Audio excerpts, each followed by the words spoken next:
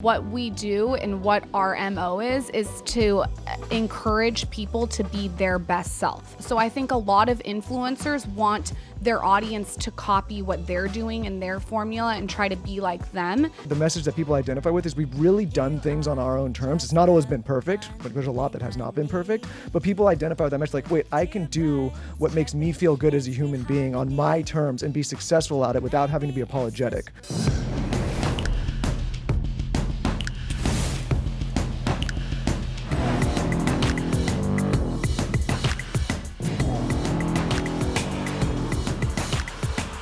All right, JB is in the house. The wolf is here in the wolf's den. All right, so I have two amazing guests today. Husband-wife team duo. I got a little bit scared when I met them. Okay, first let me introduce them. We got Michael, and Bosstick, and we have Lauryn. If they're in a fight, Evarts Bosstick. Yes. When they're getting along, Lauryn Bosstick. Right? Yes, yeah, exactly. Right. You got it. Okay, but they have a show, like a brand, basically a brand, Skinny Confidential, right? Yes. You have an amazing podcast. Thank you. And you also have an entire company behind that spawned from that basically is about female and not female empowerment or female information. How would you describe the brand? Well, I think it's about all of it. Female empowerment, right? We looked at the entire podcast market. I mean, there's only 22% of podcasts are female hosts. And we said, okay, why? I mean, as a marketing guy, I'm like, why is there not a space for women to feel confident to produce their content? And from the brand side, why is there not a place where the brands can come and say, wait, if I need to connect with a large demographic of primarily females, this is the place? I don't like the word female empowerment. You know why? Because I don't think they're disempowered. I completely agree with you. And you know why? Because I grew up with a mother who was the most empowered woman. She was a CPA in the 50s, working in back it was the Big Eight back then, back in the 50s. She was going into New York City, blazing a trail, brilliant, out from every man, became the oldest woman in New York State to pass the bar in her 70s. Was voted pro bono lawyer of the year and doing charity work for women. I don't like, to me, I don't get, like, women are like, my daughter's like just graduated NYU grad school. I really believe that, and I'm so pro women's empowerment. I don't think it's fair. I think it's almost like a past that. It's like, and women are like awesome. And by the way, you scare me though. You scare me. Good. Scares me too. She scared me. I'll tell you why you scared me. Because when you guys sat down first, you told me that you've known each other forever, basically, right? You like known each other since 6th grade. And I said, oh, did you guys fool around? And she goes, well, when she walked in the class, she was like so developed, she looked like the teacher already. I was like a little bit, well, I had a bad experience with a girl like that in 6th grade. And it was Tina Jacobson. She's probably listening right now. At Tina Jacobson on Instagram, right? Yeah. Tina Jacobson, all right, had boobs out the here like in the 3rd and 4th grade. Like, it was unbelievable, right? There's always one guy and one girl in every class, right? I was 4'2". I looked over, I was like, whoa. I'm still 4'2", right? But she was this developed girl, boobs out to here, and there's always one guy with a cock the size of David Rosengard, who's shaving like in 2nd grade, right? Okay, he's like the kid that you see when you're about to find this out when you get older now, okay? And when your kids start to grow up and you're playing soccer, there'll be one boy, you're like, he can't be in this age group. He's like drove to the soccer match when your kids are 11, right? Well, that was David Rosengard. Anyway, Tina Jacobson, right? She developed early, okay? She had these boobs. We went into the closet for 7 minutes and we'd spin the bottle. Yeah. All right, it was a first boy-girl party back then, right? So Tina Jacobson spins me. We go in the closet. Now, how'd you feel when it landed on you? Well, I didn't know what to, I was like, okay, well, this is great. Tina's got big boobs, right? It's all good, right? We go in the closet, and I'm like, do you want a kiss? She's like, yeah. So I go, and she takes her tongue and shoves it in my mouth. I was like, ah! And I jumped out of the closet. I was traumatized for honestly, for 2 years. I was deathly afraid to kiss a girl because of Tina J. So Tina, and I just saw her brother. I didn't even know. So my dad just passed away about 10 days, right? Yeah, he was, he had a great life, my dad, right? He was 88. And, but anyway, so her older brother showed up at the funeral. I was like, your sister. And so you were that girl, huh? Oh, is Tina Jacobson still single? Do we know? I don't know. I know. Tina she was really pretty. And she was like, I mean, it was weird. I mean, she had boobs the size of Rhode Island back then. I was Tina Jacobson. I looked the exact same in 7th grade. I don't know why. I looked over. I think I was still in the sandbox. I looked over, so I'm done with this shit. Thought I was the substitute teacher. Like, what was that like growing up as a girl? Like, so you were like hot as a pistol in 6th grade. Older guys that come. What was that like? I don't know if I was hot as a pistol, but I was just very developed. Like, I hit puberty young. I don't know. I don't think I didn't know. How young is young? Young is like fourth grade. I developed. Like I said, I was in sixth My grade. I poor looked- dad. My poor dad. Oh my God! Right? Yeah, he caught us in the closet in seventh grade. Just Who's us? Michael and I. Wait, you guys were dating since? Well, No, we so haven't been okay, dating. tell No, me no, the no, no, story. no, we had to, we had to All right, let me hear it. listen. I was pursuing her for a long time, and during I would say like those sixth grade days, I got lucky for a while, and she accepted me, and she said, "Okay, I'm gonna date this guy." And I snuck over to the house one day in the middle of the day. I figured the dad's at I'm gonna work. climb Mount Lauren, basically. Yeah. I was like, listen, I was trying, doing my You were best. 5'1". And lo and behold, somehow, and I was persuasive back then, I convinced her to derobe and.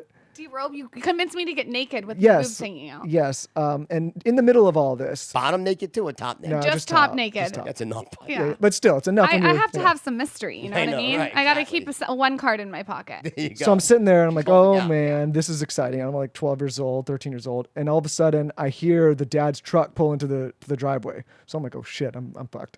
I run, I jump in the closet. Can we cuss on this show? Sorry if I. Of course you can Okay. cuss. It's my So show. I jump in the closet to hide. And it's like one of those little closets with the, like little slits in so you could see. And I'm like, okay, I'll be safe in here. There's no way he thinks I'm here. This one jumps in the closet with me. No. So I'm like, get out.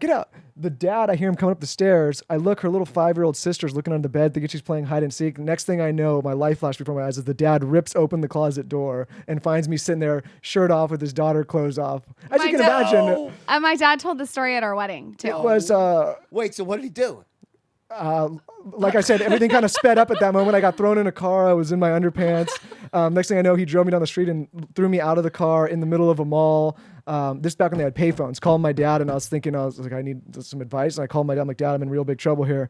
Listen for fatherly advice. All I heard on the other end was just bellowing laughter. Just laughter. Her parents' response was the opposite. You're going to boarding school. You're done. You know. On some level, your dad had to be proud of you. Yeah, I Because he think knew who so. she was. You mean the girl with the big boobs? That one? Yeah, the Yes, substitute well teacher? done, my friend. You banging the teacher, right?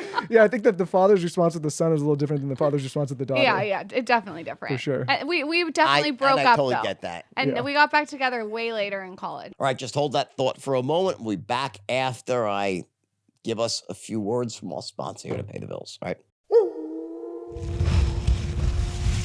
All right, guys. An oldie but goodie. Ready for this one? Plastic. You know the company? This is the ultimate way to manage your cash flow as a business owner, a small business owner, right? Here's what you do, right? Check this out. So you can pay for things that won't allow you to, use a credit card where you can kind of, ease a payment, right? You can juggle cash flow, right? Play that game, which is not a game. It's a good one sometimes, right? But a lot of these places don't take credit cards, so you can't do that. This allows you to pay anything with a credit card. Really, really convenient because just imagine it's like since you one-stop shopping to pay all your bills, right? So again, let me just give you some particulars here, okay? They have over 1 million customers. It's not a startup. This is a very, very serious company. They've done over 1 billion transactions. They guarantee that everything will be paid on time. Okay, so as long as your money's there, right? They pay everything or you pay nothing, all right? So it's very important there, okay? Again, they're giving you, what they charge is like it's less than 2.5% per transaction. It's nothing, it's peanuts, all right? So this is a great service for managing cash flow, just for saving time, all right? And also every expense here can be written off, so it's tax deductible, all right? Listen, honestly, if you're in a situation where you want to just save time, get all your bills paid. It's almost like, it's like a bill paying service at some level, right? But essentially, and then you get all the miles from using credit cards. You have a good credit card, right? You can really, let me just tell you a story. For instance, like I advertise on Facebook, right? All right. Do you know how much air travel, I've gotten first class around the world because of my advertising on Facebook? You get it? Because I take the miles, the rewards I get from using the credit card, right? It's like hundreds of thousands of dollars, right? So hundreds of thousands of miles in return, $1 a mile, my AA card, right? So here's the deal. All these other things that you pay for, you're not getting miles for, well, now you can get miles. So that's an angle here. Then there's simply just the convenience of always being able to use a credit card for everything, right? Keeping track of things like that. And then also, of course, there's the float game where your credit card payments aren't due for 30 days, while a bill, if you get it paid out of your bank account, is due tomorrow. So you can manage cash flow. Great company. I really believe in this one, right? So let me give you the particulars here. Again, it's Plastic, Plastiq, instead of a C, plastic.com/wolf. All right. And you get $50 worth of fee-free payments here. Big one. Plastic, PLASTIQ.com/Wolf. Again, that $50 of payments free. All right. But only when you sign up through the Wolf. All right. So again, check this one out. If you're in business, especially you don't need to be in business for yourself. I just think that for a business owner, it's a great way to save time, manage cash flow. Give it a shot. You'll be glad you did. All right, guys, ready? BetterHelp.com. I got to be somber and serious for this one. Listen, you guys know I'm a bit nuts up here, right? Listen, I used to be like crazy people went for therapy, right? Now everybody has somebody they speak to, a therapist, psychologist, psychiatrist, right? BetterHelp.com is taking what's, kind of probably the most prevalent, trend right now in terms of just mental health, which is that you need someone to talk to, okay? You're not crazy for wanting to share your thoughts, ideas, your problems, your challenges, anything like stress that you're feeling, anxiety, depression, right? I mean, you got to talk to someone. Life is kind of fucked up. You go through life just on your own with everything locked inside your head. Just talking to someone that's been trained, that's an impartial person where they'll be confidential, right? That's what therapy has kind of evolved into. Yes, I mean, of course, if you really have issues like schizophrenia, right? You go to a psychiatrist, you need drugs, different, right? I'm talking about mental health, feeling good each day, waking up out of bed and feeling like you want to go embrace life. Sometimes that requires like an outside, like a coach, meaning for your mind, not for business success. I'm talking a mental health coach. That's, to me, is what therapy is, right? Well, this company has taken that, which is just such a need, a gap in the markers. Listen, the old model is this: go get in your car, drive, sit with a therapist, waste a lot of time to get to this 45-minute appointment. Maybe you like the person, maybe you don't, all right? Maybe they're not even an expert in what's wrong with you. It's the wrong therapist for what you want, right? Therapy is almost like, it's like this, it's not like these 5-year things now where you have one therapist and you're talking about your like Sigmund Freud shit, okay? It's different now. A lot of times you need it, sometimes you don't, right? The point is this company has developed a way for you to do it by phone, okay, by text, on Skype, where you could have any therapist in all these different specialties, right? You check one out. If you don't like it, they'll replace with another one. But it's essentially instant access to a therapist. That is really, really powerful, all right? So let me give you the particulars here, all right? Here's an example of some of the specialties: depression, stress, anxiety, relationship problems, sleeping, I should have that, right? Trauma, anger, family conflicts, LGBT, grief, self-esteem, right? You get it? So you have access to trained professionals to talk to. And the cost, it's so affordable. I wouldn't even look at it as a cost. It's an investment in yourself. It's an investment in your own mental health, right? So it's not even a cost, but they made it so affordable, and they give you a discount because you're on this podcast, all right? So hold on, let me give you some more particulars here. If you're not happy with the counselor, they'll replace them. They have 3,000 people on their network. You get it? It's available all over the world. I said text, chat, phone, video. You can get set up in under 24 hours as an app that you put on your computer, your iPad, your phone, whether it's iPhone, it could be a Samsung, whatever it might be, okay? So here's the deal, okay? Oh, and one more thing, there's financial aid if you're struggling. It's a great company. You really should, listen, it's not for everyone, but you really should at least just check it out. At least go to the website, see what they have to offer. And I really think it'll be time well spent, okay? Let me give you the particulars here. Again, it's betterhelp.com/wolf. That's going to get you a discount of 10% off your first session, okay? And simply fill out a questionnaire. It'll help them assess who they should, kind of assign you to. Again, if you don't like the person, you could change. But this is the sort of thing I'd say you just give it at least one shot. Check it out. Go through a session. You're probably going to feel a hell of a lot better afterwards. Or you'll certainly know that you have a resource for yourself, also anyone you love or care about. Even if not for you, maybe direct someone else to it that you think needs it. Some of the reason people don't go is there's a stigma. They still think they don't want to go out there and drive and go into walking. It can be done over the phone, on Skype. You get it? I think it's really great stuff. So again, betterhelp.com/wolf. And I just think it's a really great decision. All right? Check it out. Wait, all right. So what happened? So then you dated, you did everything, right? And then do you like part ways, like you didn't see each other? Or you saw you dated other people. Definitely dated other No, people. we mean you're always in each other's space, like in the same classes and stuff. We in the vicinity. and We went to the there. same high school. Then we left in college. I moved to Arizona. She was in San Diego. So Okay. we separated ways for a long Okay. time. Dated other people, which I and think is then when did important. you come back together? We came back together at 22. He was still kind of always pursuing me, and I decided to give him a chance and date him, and he kind of like manipulated me. I'm one of those guys. When I know what I want, I know what I want. And I just I understand. just go It for it. goes with your What brand would you though. possibly see in her? I don't. Yeah. Right. I mean, she was the teacher for crying out I'm loud. not you great know? in the morning. So wait a second. So let me get this straight now. Okay, so so you come at 20. You're still. I guess. So you sort of.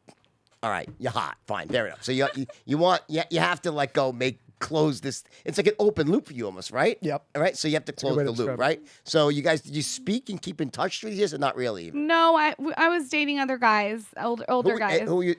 Yeah. Guys in their 50s and No, 60s? not that old. Not that old. Although now, if I were to date, I think I'd go older. You would. Yeah, I'd go older. Okay. Well, I'm 57. Perfect. Happily married though. No. I'm just kidding. Baby, no. So, all right. But I have to understand something. Wait. So wait. When you were 16, how old did you look? It's not that she looked 19. so much older. Like when we got in high school, and It starts to even out. yeah, it evened out. It was just when we were kids. You know, there was nobody else developed. She was I've developed. always looked very developed. Yeah, but you know, it evened out at some point. Okay, fair enough, right? So you kind of at like you break even like 20s, you're starting to like catch up, right? Yep. All right, and he's a good-looking dude right now. You're like, was he a good-looking kid always? Was he? Great looking kid. Okay, Very right. cute. All right, so you always knew he was going to be He's a cute. handsome adult, right? Yeah, handsome adult. But what really attracted to me when we first got back together was he's so smart. Okay. So much mental stimulation. And I Right. was dating all these guys that weren't that smart. Okay. And so to be around someone like him, he's so well read. Well, they can't be that stupid because they were dating you. Yeah, that's okay. That's true. They could be shallow. They could be. I mean, they were pretty. But What kind of guys were you dating? it was the surfer. Football jock? Okay. Yeah, the surfer, the jock, the skateboarder. It's like my wife, right? Now, Anne's the same way. My wife's exactly like you. You'd love her. She's the whole thing. And how long have you guys been married? 11 years. Okay. All And right. where'd you guys meet? We met later in life. She was a soccer mom. Okay. And I was a soccer dad. And that's how it happened. It's a long story. I'll tell it to you on I wish she should come on your podcast with me. She She's away. can. Yeah, she will. She's away right now. She'll be back next week. But it's a really funny story. I thought she was actually fat when I first met her. The first time I laid eyes on her, I thought she was fat. Why'd Nothing you against fat girls, Yeah, or yeah. anything, but it's not. I have a thing about fat ankles. Cankles. I'm Oh, scared of Michael them. dated a girl with cankles. I'm really scared of cankles. I have a phobia, I think. People know this. It's publicly stated. It's not really my fault. I should seek psychological help. It could be like the hottest girl in the world. If she has ankles that are over a certain diameter, Done. I can't do it. I'm measuring my ankles after this. No, yeah, I have a weird thing. But I thought my wife was fat. And she's like 5'7", 110 pounds dripping wet if she's that. Oh my God. But she wore 47 layers. She's like the Michelin tire, the puffed out. Anyway, so I didn't realize that. But so when you guys hooked up, now in your 20s, right? You're like, you met, you say, okay, you're a fine-looking animal. I'm a fine-looking animal. It's like two fine-looking animals are going to just go at it and like what fine-looking animals do. Was it that? Was it some of that going on? Like, all right, guys, we got to it has to happen at this point. I mean, there was probably some of that in my mind going on for sure, But I think it was like you said, it was like closing the loop. Like we dated around a lot, and I never took any of those relationships seriously. Probably, I'm not proud of some of those relationships because I just wasn't checked in. I was always, I don't want to say I was always obsessed with her, but I just knew that that's what I wanted, right? And so, Wow. it's a weird thing. I don't really know how to explain it. Like I get it. This is what I wanted, and so. When finally I convinced her, I said, "Listen, like this is serious. I'm serious," and kind of like the rest is history. He also manipulated my chihuahua into liking him, and I did everything I could. that was the point. There was like things that were like checked off the list. I tried that with my second wife. The fucking dog hated me. Her dog was the devil. This dog was a Maltese, a barking Maltese. All right, I'm telling you, if you pull back this dog's scalp, 666 was under the dog's scalp. This dog was the devil. Okay, I tried to get this dog to like me. He despised me. You had to befriend the dog, I right? had to befriend the dog. Yeah, Yeah, good took move. a lot of work. I dog's did whatever I had to always the do. I respect that. He did what he had to do. Yeah, the dog's always the move. You go for the dog, Then you threw in a couple books that I liked. Then he picked me up for a date. There was a book on tape. Like it's just very. What was the book? I don't remember. You had been so all many. different kinds of things happening. I think that there's so many young people that just abandon things so quickly now, right? Like I think that's anybody actually. Like they have a goal and it gets a little tough and they say and they give up. Like I just don't accept that. All right, just hold that thought for one moment here. We're gonna hear from our sponsor here, or actually gonna hear from me about our sponsor. All right, give me a minute here and we'll pay the bills. All right, guys, ready? Time for a good one. Oldie but goodie, stamps.com. All right, here's the deal. Ready? You're in business for yourself, right? You got a small, medium-sized business, right? The last thing you want to do is waste your time going to the post office to mail and ship packages out. Mail, even regular mail. It's just, honestly, there's nothing against the post office, right? And I love my own postman, but he comes to me. You get difference here? So, like, when you think about the amount of time that you spend going to the post office, waiting in line, and they're not moving that fast there, right? Let's face facts, all right? It's ridiculous. Time equals money. Now, back in the old days, you really didn't have a choice, the olden days, right? You didn't have a choice because they had some really high-end services for businesses, all right? They weren't really cost-effective, and they just didn't apply to 98% of the people like you. Where you have a business, okay, you're not IBM, you're not Microsoft, you're not Facebook, but you could save a ton of time and a ton of money as a result of that by having all of your stuff essentially that would happen at the post office, turn your office into your own post office using your computer. You get it? That's what stamps.com does. You get it? It takes your computer, on your laptop, turns it into a post office. So now you can just give everything to your mailman. You save money on postage. You save a massive amount of time. It's all organized. It's an incredible service. And believe me, ready for this? It's so incredible, they'll give you it for free for 4 weeks to check out. You get a 4-week free trial. I promise you this. If you're going to the post office right now and you start this service, you will never go back. The amount of time and aggravation and money that you save is literally off the charts. All right. This is whether you're shipping out a few packages a day. It could even be 1,000, a warehouse, right? You get this is not just for tiny, this is for medium-sized companies too. This is something that you need to have because why not? All right. So here's the deal. I'm going to give you the particulars. You go to stamps.com, enter Wolf into the microphone at the top. Gives you the discount here, right? You're going to get 4 weeks free trial, okay? Free digital scale, no long-term commitment. You get it? So they're giving you the trial with no long-term contract because they know that once you start using this and you see how much time you save, how much money you save, ridiculous. You also get discounts. I saw here 1 second on first-class stamps, right? 5 cents off every first-class stamp, all right? 40% off all priority mail. Come on. It's a fraction of the cost. All right, with postage meters, all right? So, again, stamps.com, enter Wolf at the top, and believe me, you'll be glad you did. Guys, great one here. Ready? It's not the first time I've talked about this, but this is a company that I truly believe in, Vincero Watches, all right? Now, listen, there's a huge blow. Let me take this off for a second. I want to just show you this watch. Doesn't match my current outfit, but this one here. But this is so awesome. Look at the presentation here. This sort of watch, right? A men's watch like this. Look how beautiful this is, the way they wrap it. I mean, it's really, really cool. Check this out. I mean, honestly, this watch, all right, listen, it used to be that, yeah, the best watches in the world, Swiss, precision made, yeah, they kept better time. This watch would keep as good a time as like an atomic clock at NASA. That's how great the technology is now, okay? So the thing keeps time impeccably. It's beautiful. It feels so good on your wrist. Check this out here, all right? This feels so good on your wrist, all right? Okay, it fits for anyone. You can make it bigger, small, right? It's a beautiful watch. Now, let me just tell you one thing, all right? I've had every expensive watch in the world. I have. I've had $150,000, $200,000 watches, down $10,000, $5,000. Right? I love watches, okay? What do you think this watch would cost? This is a really high quality, beautifully made watch, okay? If I told you this watch was only a few $100s, you wouldn't believe it, okay? But that's what it is. This company has cracked the code for making ultra-fine men's watches. I think it's just men, I'm not sure. But either way, the point is that the watches are beautiful. They feel great on your wrist. It's not like a cheap, the worst thing you could. Can I give you one piece of advice as a man? Don't wear one of these cheap fake Rolexes. That's awful. They're cheesy. They feel terrible. This feels good. It's got weight to it. And by the way, here's the price. You ready? Normally, okay, that watch I think would be thousands of dollars. I think it's $297. They have watches like $197 to $297, $397. They're hundreds of dollars. You could have like 10 of these. But listen, all I'm asking you is try one.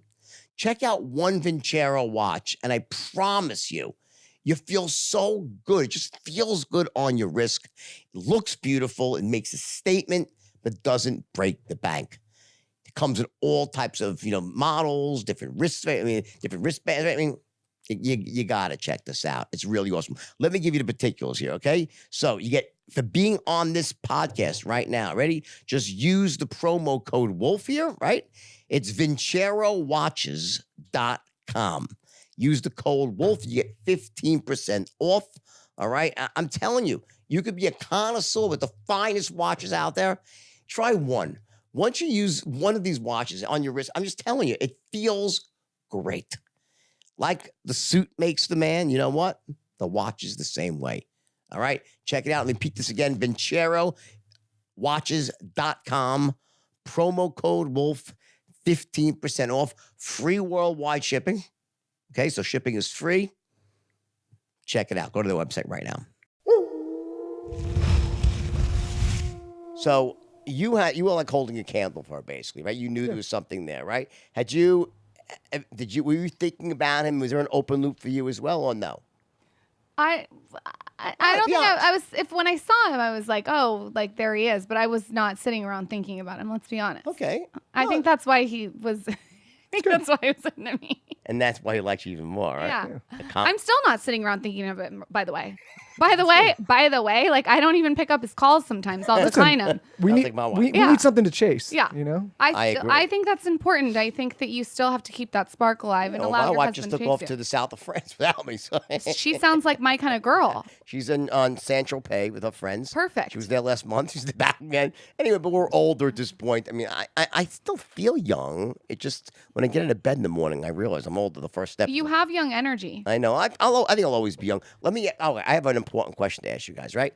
And ready? When you did get back together, was it bam? Like, was it like instant connection? And I'll let her answer first.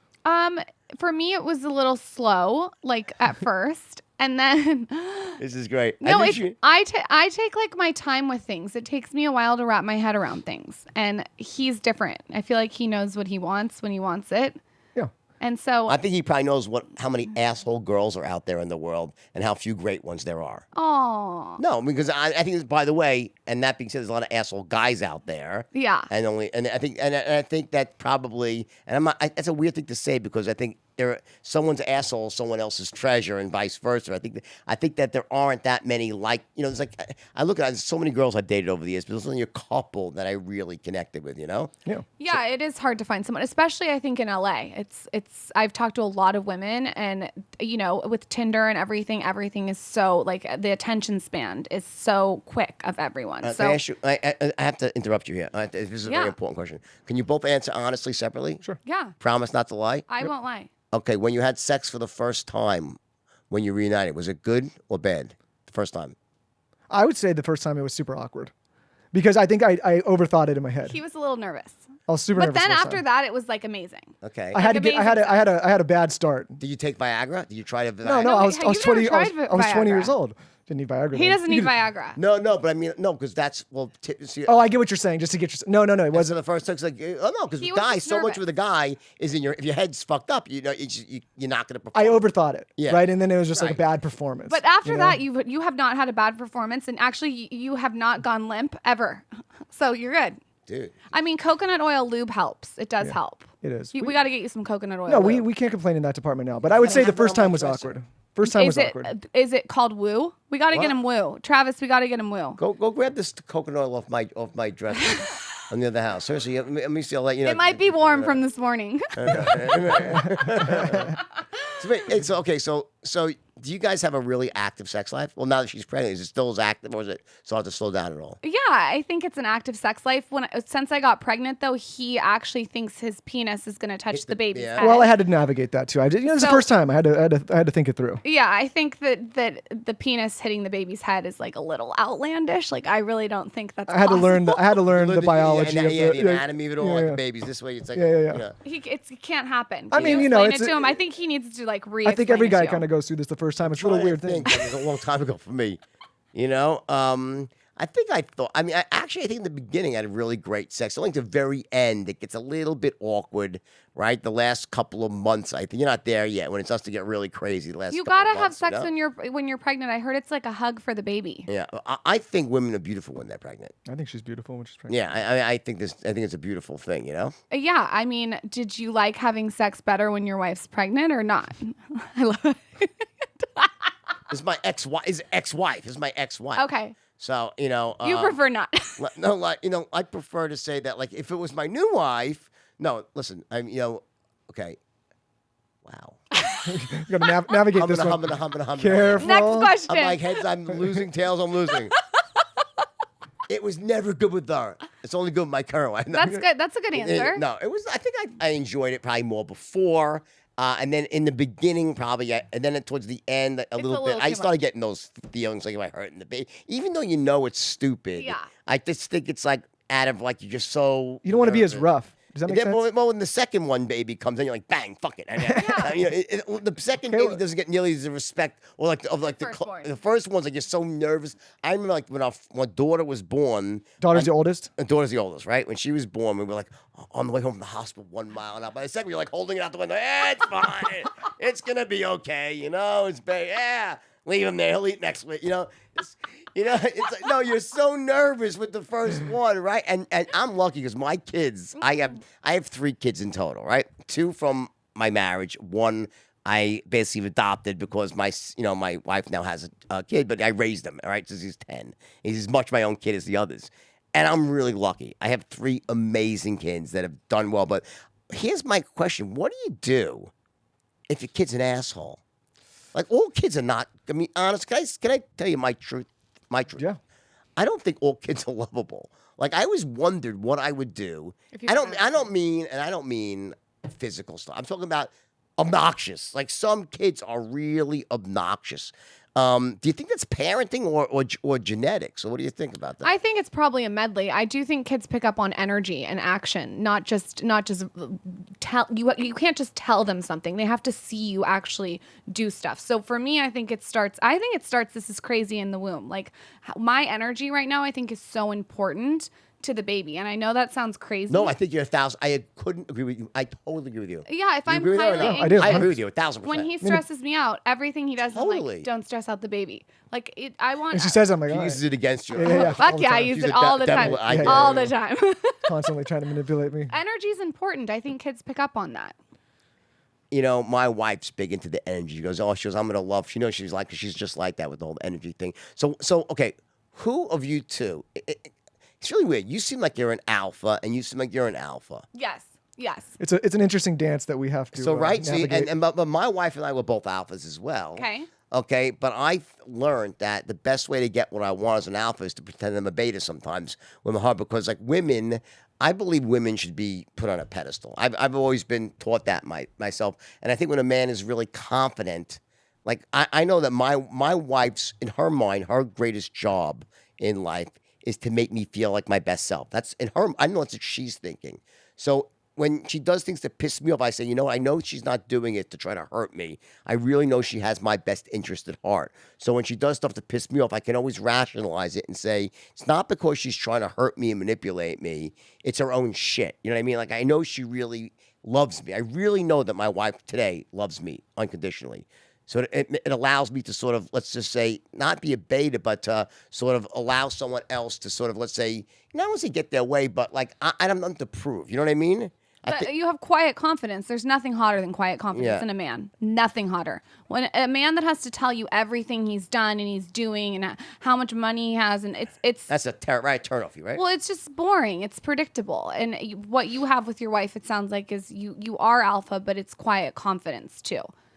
I guess I think I'm in a.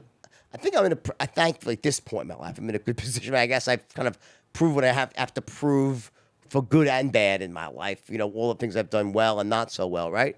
But what about like you guys? It's really interesting. Like you're a young couple, all right? You're early 30s, right? Yep. You like represent like the future. You seriously, like you guys are young, right? What are women? Why is it that you've really built a huge following? You have. What do you think it is about you and also you guys as a couple that makes people connect so much with your message? You have a huge following. So there's so many, it's such a crowded space. Come on. The podcast is everyone and their grandma does a podcast now, right? Yep. Everyone. You guys have a real following. And it's not just because you started early. It's nothing to do with it. You guys have built a following. It's not because you're cute, all right? Because there's a lot of cute girls out there, all right? You are beautiful, but that's not it. There's something about you and the interaction that people find attractive. What do you think that is? What is that there's something there? And rather than me trying to put words, I want you guys to tell me what you think it is. I think that what we do and what our MO is to encourage people to be their best self. So I think a lot of influencers want their audience to copy what they're doing in their formula and try to be like them. And with us, we want to give people tangible tools and tactics and habits to take away to use in their own life. And I think that people feel that. It's like, again, an energy, an intention. They feel that we are there to provide immense value to their life, but not to be like me or to be like Michael, but to live on their own terms with really valuable takeaways. Give me an example of that, like of like some of the takeaways, or like something like there's something about what you do that's very attractive. So what we try to do is break down taboos and take people and make people realize that they don't have to fit in a box, right? Like we were talking a little bit about my background and her background before we got started here, and it's so out of the box. It's so different than the traditional path. You know, go to school, get a job. That it's so different, and I think what the message that people identify with is we've really done things on our own terms. It's not always been perfect, but there's a lot that has not been perfect, but people identify with that message like, wait, I can do what makes me feel good as a human being on my terms and be successful at it without having to be apologetic, right? You not have to apologize to your parents. You don't have to apologize to your peers. You can live your life on your terms with the person that you want to live it, the way you want to live it. And I think that's the message people get. So when people come on our show, it's never like, hey, this is our take and what we think. We really just try to bring people on and say like, hey, what's worked for you in your life? And I think people identify with that message. It's like, okay, why we were talking about Ed Milet. Very inspirational person. I would never say, hey, go do what Ed's doing. That's Ed's formula. You can never duplicate that. But I would say to somebody, hey, do your formula to the best of your ability in whatever way you want. And with that, people will identify with that message and you'll find success. Where people screw up and have trouble connecting with an audience is they take someone else's formula and say, hey, I'm another version of this. I'm another version of a Jordan Belfort. I'm another version of a Gary Vee, of an Ed Milet, of a Lauryn Evarts. That never works. What we're trying to point out is you can be the truest version of yourself and find massive success doing that. And to just get really, really micro with you, I was doing what you were supposed to do. I was in school taking 19 units, bartending all night, teaching Pure Barre and Pilates. And then I decided I wanted to launch a blog, and this was 10 years ago. And I worked at this bar where there was a lot of very rich men, very, very rich men. And I remember 10 years ago being a bartender and saying to them, I'm going to be a blogger. And my wife was a bartender too, by the way. I like it. Yeah. I already like her. In San Diego. I feel like maybe we know each other then. She's older, but yeah, I won't say how old she's older than you though. But anyway, she was a bartender. You have to tell me after where she bartended. Yeah. Which I think bartending, by the way, is a great skill for just life. I think everyone should be in the restaurant industry at one point. But I remember telling all these men that I was going to be a blogger, and they just laughed. Like they thought it was funny. How are you going to monetize off that? What do you mean you're going to be a blogger? And so at that point, I just really took it into my own hands and just did things on my own terms. And that's really worked for my life. And if I can let any of those tips or tricks or tactics or habits rub off on the audience or bring other people on or experts on to give their tips and tricks, that's like what we want to do. I think that sometimes influencers just share what they're wearing or what they're eating, but there's not enough depth. Well, we really try to document more than, than create. Like it's really just documenting the entire process, right? Like what those days looked like when we were really struggling, when she was a bartender, when nobody was paying attention to blogs. When we started the podcast, it was out of our kitchen. Like everyone when we started was like, "What the hell is a podcast? Why would you do that? That's stupid." And now, like I said, I mean, the show's grown to what it's grown into, and everybody and their brother's got a podcast. But I think what people have been able to see over the years is what that process has looked like. Like, you know, we worked with your team years and years ago, out of our living room, out of our kitchen. And I think what people identify with is like, oh, look at all the brick by brick by brick that's turned into this success, if you call it that. And I think that's the message people get from it, is like hard work, perseverance, you know, putting your head to the grindstone every single day, or nose to the grindstone. I think that's the message that people identify with. It's not like, hey, come in, buy this, buy that. Won't be like me. Yeah, it's not. It's not. It's that. very non-judgmental community. Everyone's non-judgmental. Like I have a Facebook group of 50,000 women where it's not a lot of drama, because it's just everyone is so non-judgmental, unapologetically themselves. We talk about everything and anything. Will someone like go on that site and ask a question, and people will answer it, and is it all positive? Or is there any negativity? That's how the show started. Sometimes of course, at 50,000, there's going to get negativity sometimes. And do you monitor that and delete it out if it gets too negative, or no, you let it go? Any negativity we delete, because it's not a negative space. I have moderate. Yeah, it's so very similar to what I do. This is my thing. This is not the space. It's not the space for politics or religion either. There's 5 million other spaces for that. This is more of a space to ask about an orgasm, or what vibrator to get, or what beauty product you should buy at the drugstore. Like it's just like-minded women having normal conversations that you would have over happy hour. Yeah. And if people want politics or religion or fights or negativity, like go somewhere else. The show started, the first 25 episodes was just call-ins and Q&A from the audience. How do you do this in a relationship? How do you market this? What beauty products? What life? Whatever the question was. That was the whole basis of the podcast in the beginning. We didn't monetize it. We didn't go to sell anything. It was literally just to provide value and connect with an audience on a broader level. So what would you say, like for instance, let me give you the parallel with what I do, right? So I specialize in sales training. Sure. And it's not just for sales, but it's communication. It could be for anything. It could be a mom wanting to learn how to influence their child to make their bed, do their homework. It could be a teacher, it doesn't matter, right? But it's a very specific sort of outcome, right? And there's other stuff, entrepreneurship, right? And I think you're 100% right. I always say, I don't want you to learn to become me or sell like me, but there are certain tactics and strategies I use that are easily duplicatable that you can use in your own life to get what you want. So is it similar to that? Like, so you give them strategies, like if someone like beauty tips. Would it be beauty tips? You kind of asked that earlier, and I didn't get to answer what I was wanting to say. Yeah. I just did an episode for 30 minutes on productivity. So it's how to be the most productive, how to work smarter, how to time batch. So actual skill. Yeah, okay. Yes. It's a hardcore skill, right? Yeah, and I think that as women, too, sometimes I feel like women need some masculine energy sometimes. And like I feel I'm very tapped into my masculine energy side, but also my feminine energy side. So I feel like to intertwine the two is really fun for me, and the audience appreciates that. I love like Tim Ferriss, Gary Vee, Ed Milet. I love all these guys, but kind of making it a more feminine approach, if that makes sense. Mm-hmm. I want to know. I have a question for you. I'm going to tell you. I'm going to say that, guys. We can go, if you want, we can go tit for tat. I'll ask you a question. Yeah, I have a question. You ask me a question. I love answer because I love to speak. Great. So ask me a question. Okay, so you were talking about persuasion. How did you teach yourself that? Was that just something you started putting books on tape on? Because they didn't have podcasts back then, I would think, right? No, they didn't. So what happened was I am fortunate that I'm one of those people who's a born closer. I was a world-class salesperson from pretty much the time I first opened up my mouth and started using it for persuasion. I was the kid with the lemonade stand. That was the kid with the paper out. And I first really sold in an organized way when I was 21, really out selling meat and seafood door to door. And I broke all the company records. I shattered them, right? And I realized I had a gift for it, right? And then I said, wow, I might as well open my own business doing that. And I started my own company and started training salesmen. That was when I was 21. I built that business up to 26 trucks and then ran it into the ground, went bankrupt because I made every mistake a young entrepreneur could make, overexpanded, undercapitalized, growing on credit, right?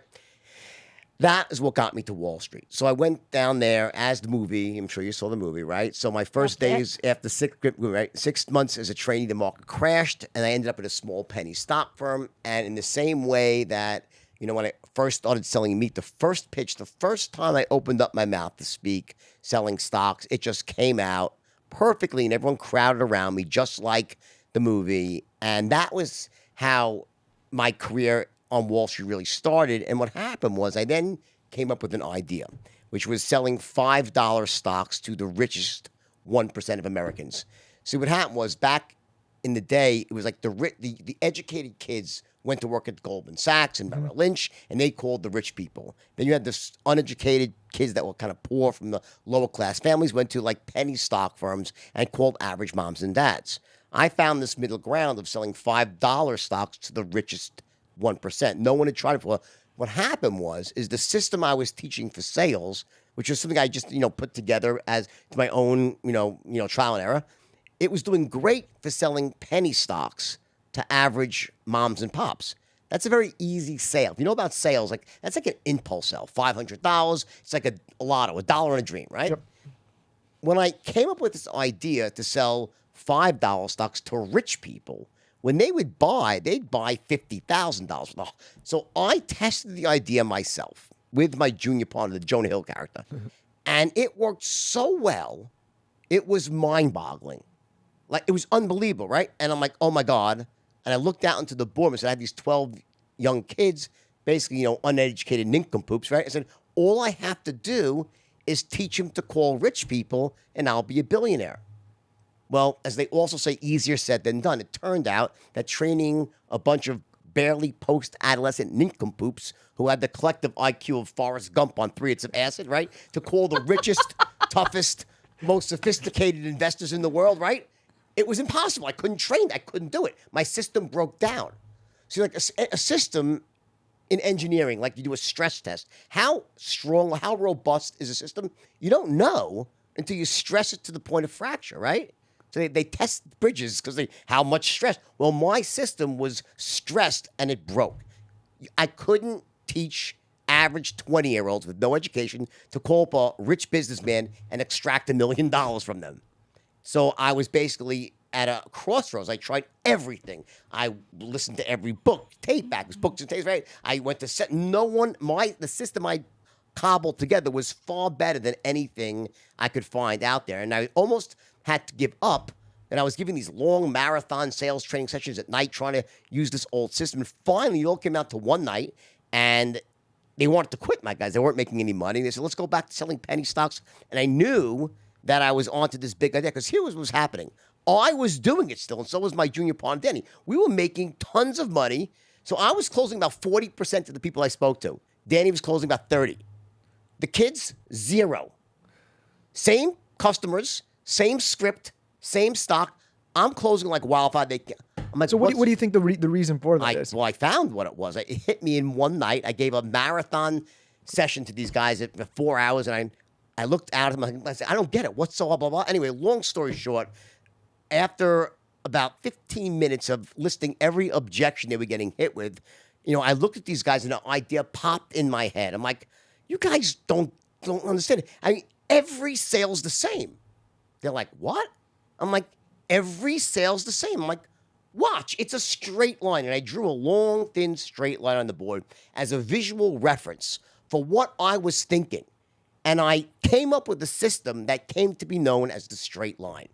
And the system proved to be so powerful that within a day of that, the next morning when they came back, they went on an account opening spree that spawned not just one movie. It was Boiler Room was about me, Wolf of Wall Street, Tuba. I mean, these kids all became millionaires. They told their friends, and thousands of people poured in, and the system was born, the straight line system.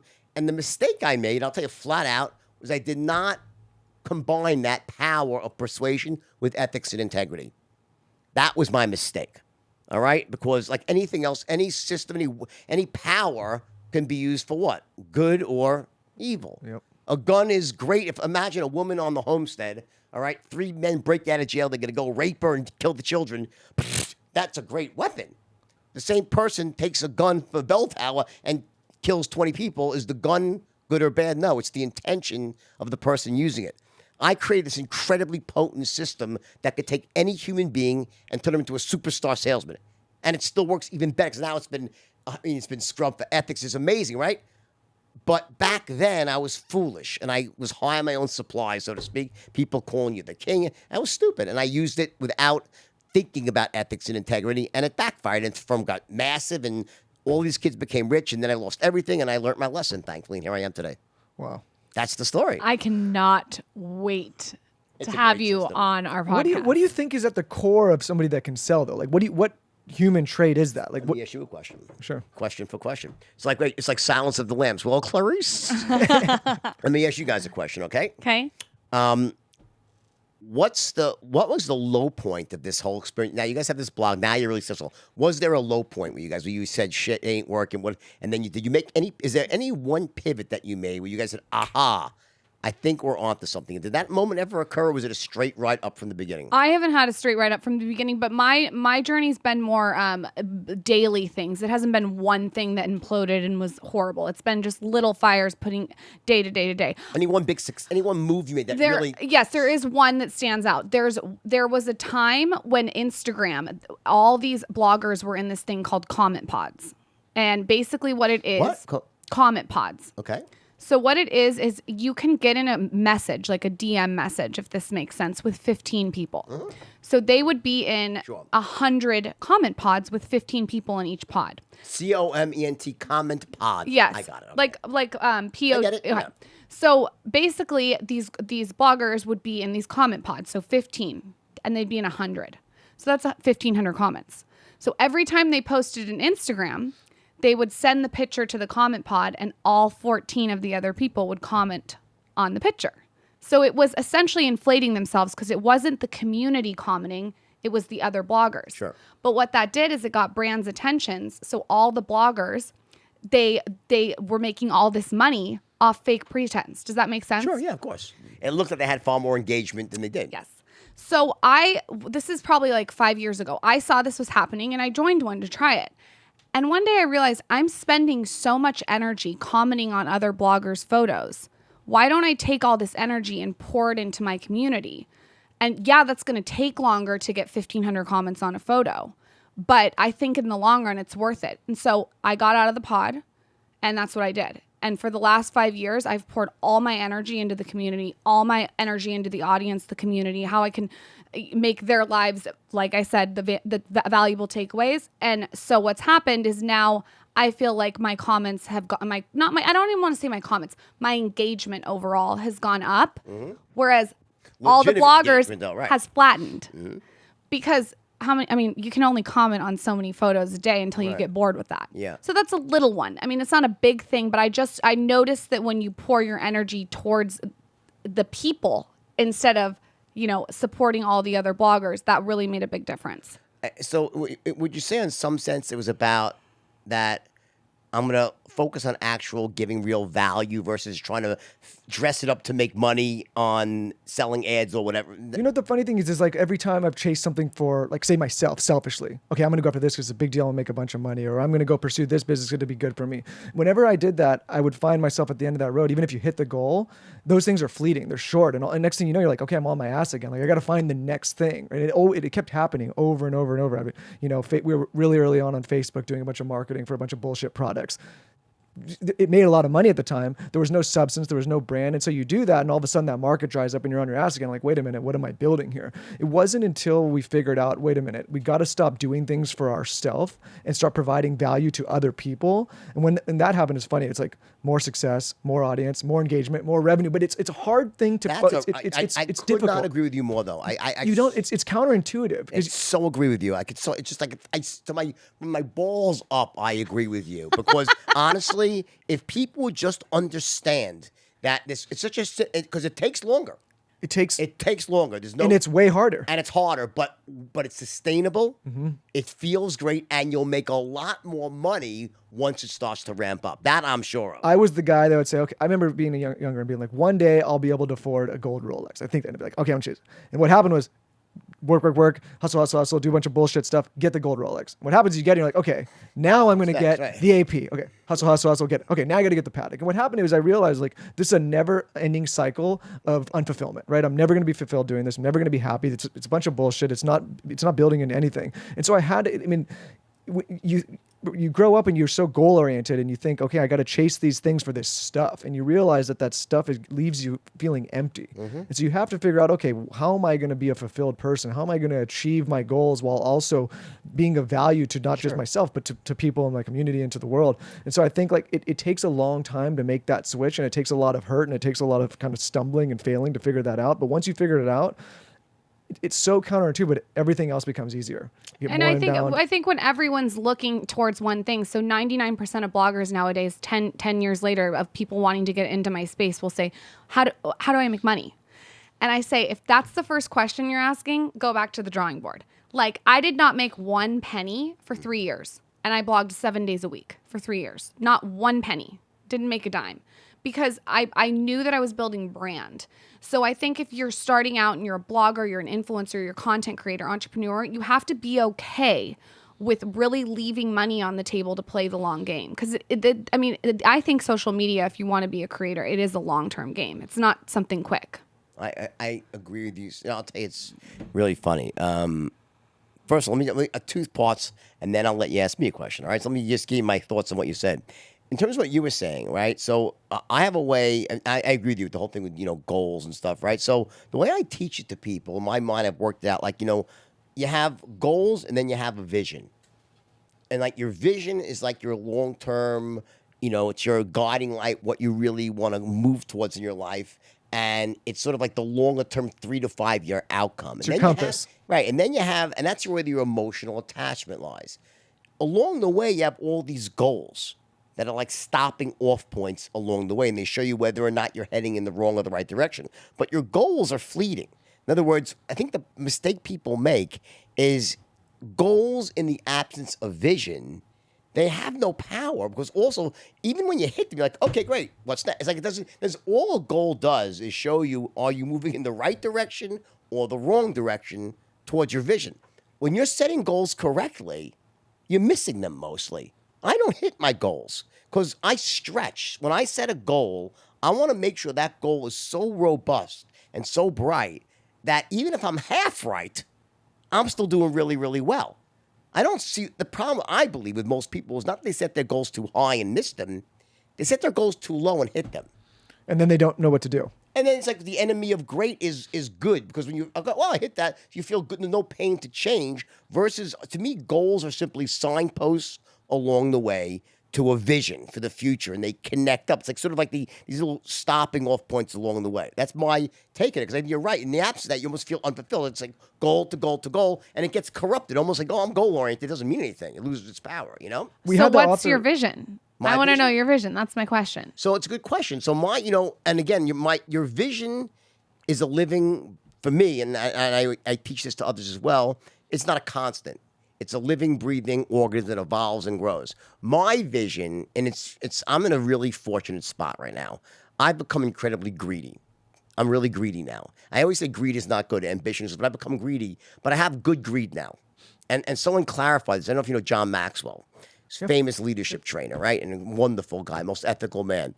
I do training for I train their company, right? And a guy named Paul Martinelli runs one of their divisions. It's just a great company, right? They're considered the #1 leadership people in the world, right? And I was at their event about a month ago. And I said to John Maxwell, we were doing an interview together. I said, John, let me ask you a question. I'm feeling really greedy right now, and I'm having a problem. I think it's kind of, really positive. He goes, what do you mean? I said, well, I created the system, an upgraded version of the straight line. About 6 months ago, I started promoting it. And it works so well that every day I'm getting like 50 people saying, you changed my life, I love you. And that has become the single most important thing to me, is I love the feeling of helping people. I've become greedy for helping other people. Is that, and he goes, that's called good greed. Yeah. Now, my vision now, I want to help millions, and I want to spread this ability I have to help people live better lives, make more money, live more empowered lives, not just money, it's more empowered lives by learning how to communicate more effectively. And that my vision, my mission is literally to spread that around the world as much as possible. The fact that I make money as a result of that, wonderful. But all I know is one thing, that every life I touch, they walk away saying, I would have paid him 10 times more. This is so Tony Robbins. You're going for contribution now, which is different. Well, and it's fulfilling. right? Yeah, well, it's, I don't like, yes, I mean, I think it's about like there's a feeling that you get when someone says you changed my life. Like I mean, it's just like, it's almost, high. it's a high you get. And I get it I get it nonstop. And I have zero unhappy customers. Zero. Okay. That's how I create something very special because I played the long game this time. You get older and wiser, right? So that's my vision. Really, it's very simple, right? It's very clear for me right now. I have a God-given ability that I've honed to perfection over years and years and years, decades now, right? And I'm in a fortunate spot that I have, $150 million commercial in the form of a movie with the world's biggest movie star that ends with me teaching the sales system. So I got lucky. I mean, on some level, I had to pay for it, right? But I also have a responsibility. A lot of young kids look up to me, and I make sure they understand that, yes, I mean, I did some amazing things, entrepreneurship, sales, but to do it right. So it's giving this message of combining, empowerment, money-making, but with ethical persuasion and giving back. That to me is like, that's like really simple. That's my vision. It's to do it more and more and as much as I can until the day I die. So if you could go back and tell yourself when you have that long straight line that you're drawing, if you could tell yourself one thing, and you're you right now, what would you tell yourself? Like at what age? When you were drawing the straight line for all your employees. Night? Yes. You can't be half pregnant when it comes to ethics and integrity. See, I come from a really good family. I wasn't raised to go out into the world and commit mayhem. I never got in troubles. I was that kid that aced every single test since I was born, basically. I was my whole family's like that. Harvard University, valedictorians, they were all very scholastic, right? And I had that same ability, right? But I also had the verbal side, this God-given verbal ability, right? And everyone who knows me, grows me, everyone knows that, right? And that's a gift. Nature or God, whatever you want to say, right? Spider-Man, right? It was his uncle, not his grandfather. With great power comes great responsibility, right? I just fucked up. Like, I had these gifts, these tremendous gifts, and then I had this moment. I stumbled upon, like, this is a real system I created. It's like, it's not a joke. It's a real system, all right? And I took no mind at the age of 23, it was, of how much damage a powerful weapon without ethics can do in the hand of a bunch of nincompoops that are 19 and 20 years old. I took kids, I gave them a skill set that without giving them any life struggles to build character, without giving it a moral underpinning, take that same power and combine it with ethics and integrity. You have a recipe for the life of like unbelievable dreams. And like, I mean, I help people all the time. Nothing feels better, especially when you've made the mistakes, to come back from that. So that's, for me, my mission is clear. But also, I think, it's not just me. There's a lot of people, whether it's you mentioned Ed Milet or even a Tony. Okay, I mean, I think most people like that. For everyone like that, there's a lot of charlatans out there. Sure. Right? You could say Tony, you could hate him, you could love him, whatever. He's not a charlatan, the guy. He's been doing what he does for 30 freaking years, and you're not around for 30 years if you're full of shit.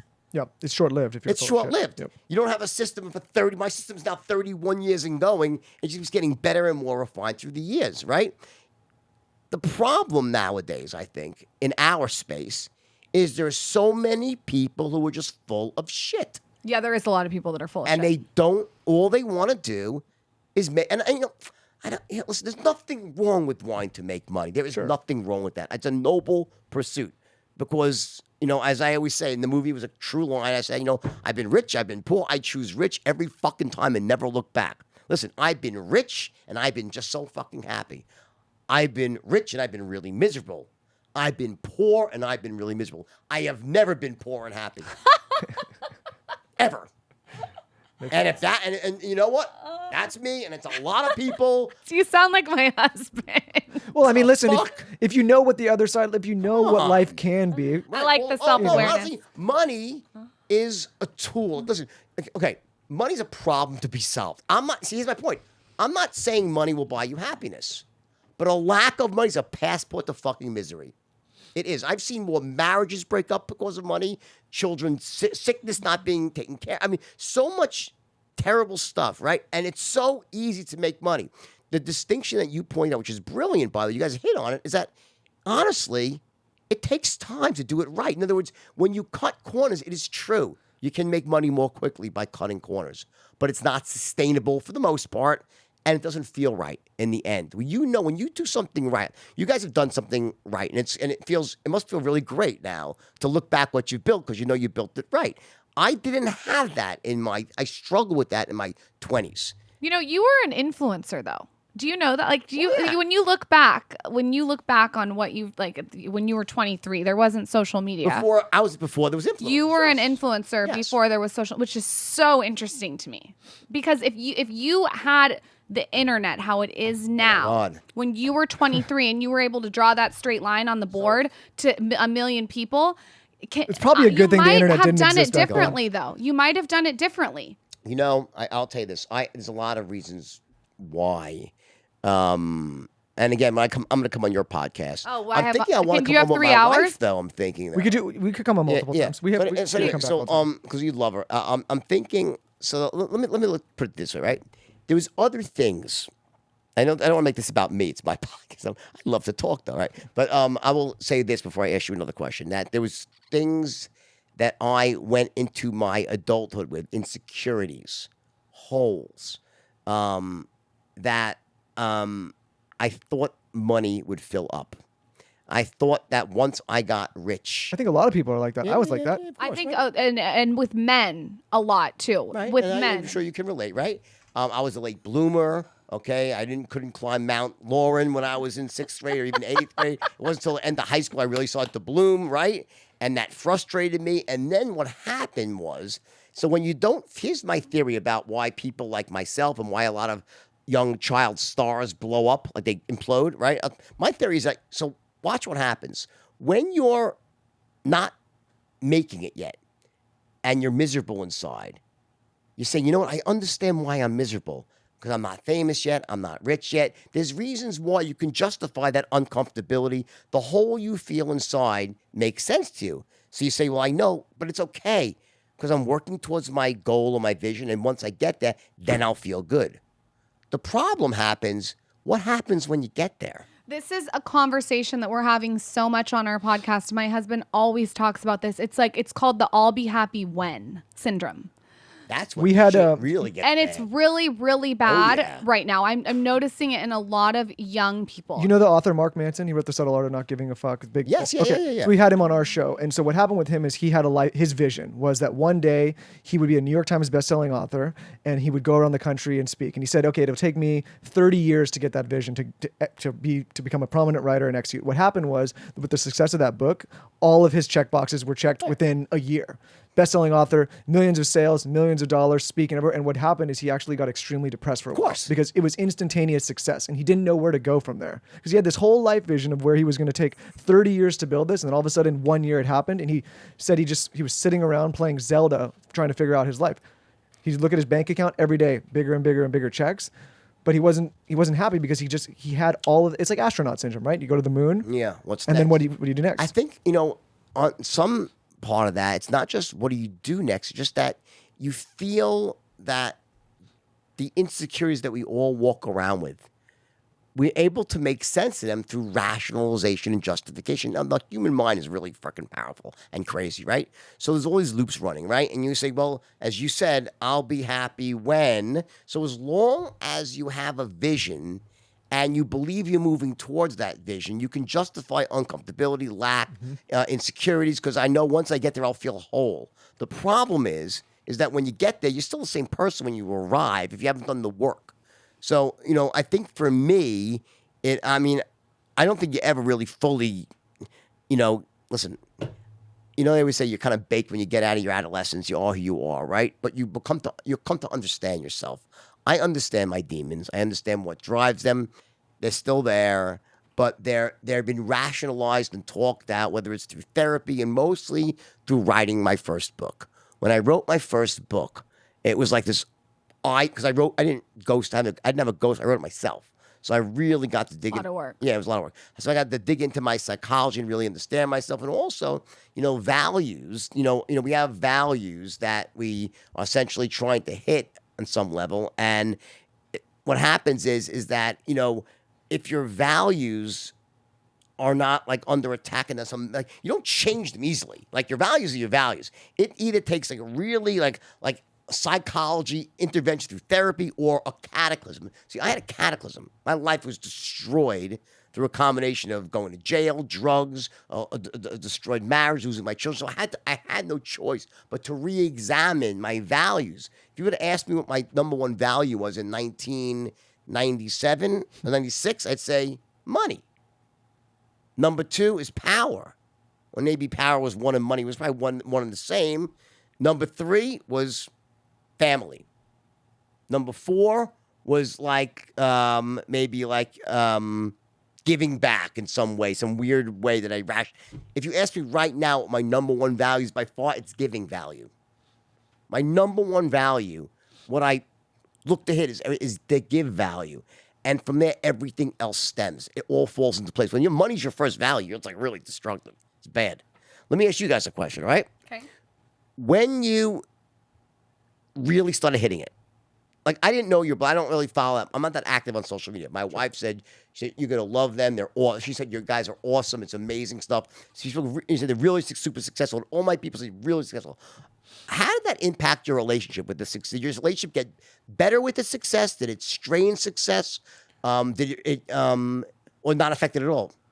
Well, it's always, like I said, it's always a balancing act, working together and building what we've been building together. But I think at the end of the day, we're very aligned and like we're building a life together. And so I always tell people, like, we would abandon everything else if it jeopardized this. Like the whole, we were driving over here and we're like, well, isn't this great that we get to go and do this together? I mean, one way that it works with us is that I have my businesses, she has her business, and then together we have this show, and it's a beautiful thing because we get to come together and work on this, building this great life together. But if that was put in jeopardy with the rest of the success, it wouldn't be worth it, right? It'd be an unfulfilling life.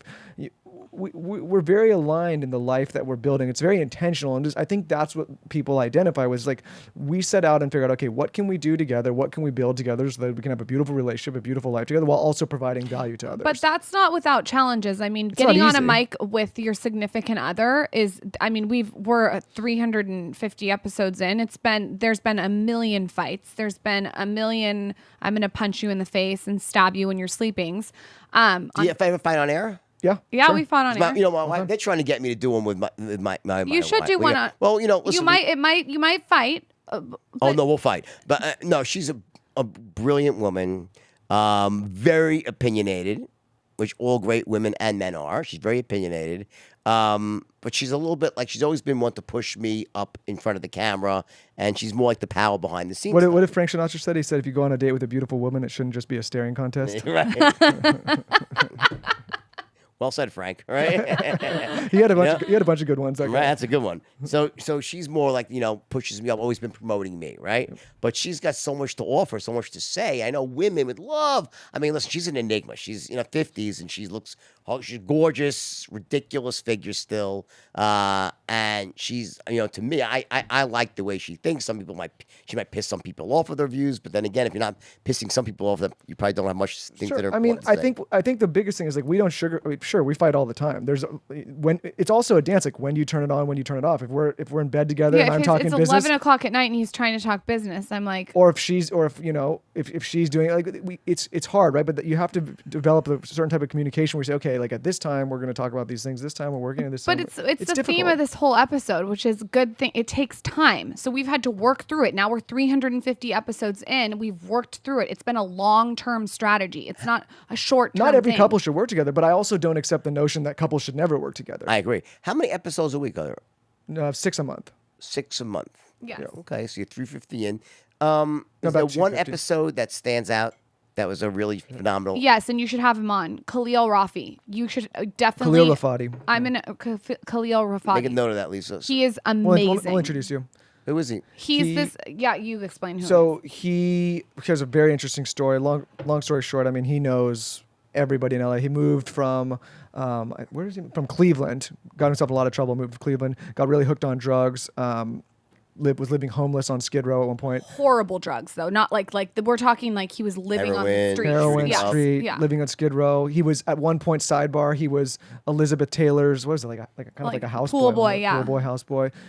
Sold drugs to all of Hollywood, like really, really. Anyways, gnarly. it's a very much like a story from somebody that was down really, literally in the gutter and came back. Now he has a brand called Sun Life Organics in LA. I think they have close to 25 stores around the world now. It's just like a really empowering story. I wrote a book called, what is it like? It's called I Forgot to Die. I Forgot to It's Die. so good. And You guys should have him on the show, I'll for connect sure. you guys for sure. He's amazing. But his episode had so much depth, and it's just a story. It's such an inspirational story because he was really literally in the gutter, living on the ground, and now he's just thriving. He was a good one. We've had a lot of really great people on the show. I mean, I think like the best thing about podcasting is being able to meet people like you, like have I conversations agree. like It's this, nice right? to Like, have conversations. We've interviewed a lot of interesting women. We've interviewed Jessica Alba. We've interviewed Gary Vee, Chriselle Lim, who's a huge influencer. Ed's been on the show. Ed's been on. We're gonna have you on. Who's the Chris? Well, Chriselle Lim. She's Okay. an influencer. Ed was such a great interview. David Meltzer. I had David Meltzer. I love David. Yeah. He was really good, David. Yeah, David's he's really smart. good. I And really then like David. there's another kind of Ed Milet guy Robert Greene. Robert Greene. 48 Laws of Power. He was amazing. Oh, yeah. He was amazing. Ryan Holiday's been on Mark Mance. I mean, we've had, like I said, why I love this medium is if I just called you out of the blue and said, hey, Jordan, I need to come pick your brain for about an hour. Just, I need you to come in. You'd be like, what the fuck are you talking about? But if I said, hey, Jordan, why don't you come on and talk to all these people about whatever you want to talk about for an hour or two? You get a lot of yeses. And I think, we would execute on this medium and participate in podcasting for free. Like, I mean, now there's a business that exists, but like we said, we started to provide value to let people hear these types of conversations so that they can get some value and hopefully be inspired. And also selfishly, for being selfish, to be able to have access to people like yourself and others so that we can learn. It's great. It's really a fun thing because I always get interviewed. Like, because of the movie and stuff, right? It was really nice to be able to flip that around and also to interview to find out other people's stories. Let me ask you another question here. In terms of takeaways from your, like, is it all women? Like 100% women? I always say that how Majority, I picture it probably. is it's this girl and she's doing her makeup before work in the bathroom and she's listening to our podcast, but her boyfriend is not listening, but he's actually really listening. So she's manipulating him into listening and then he becomes a listener.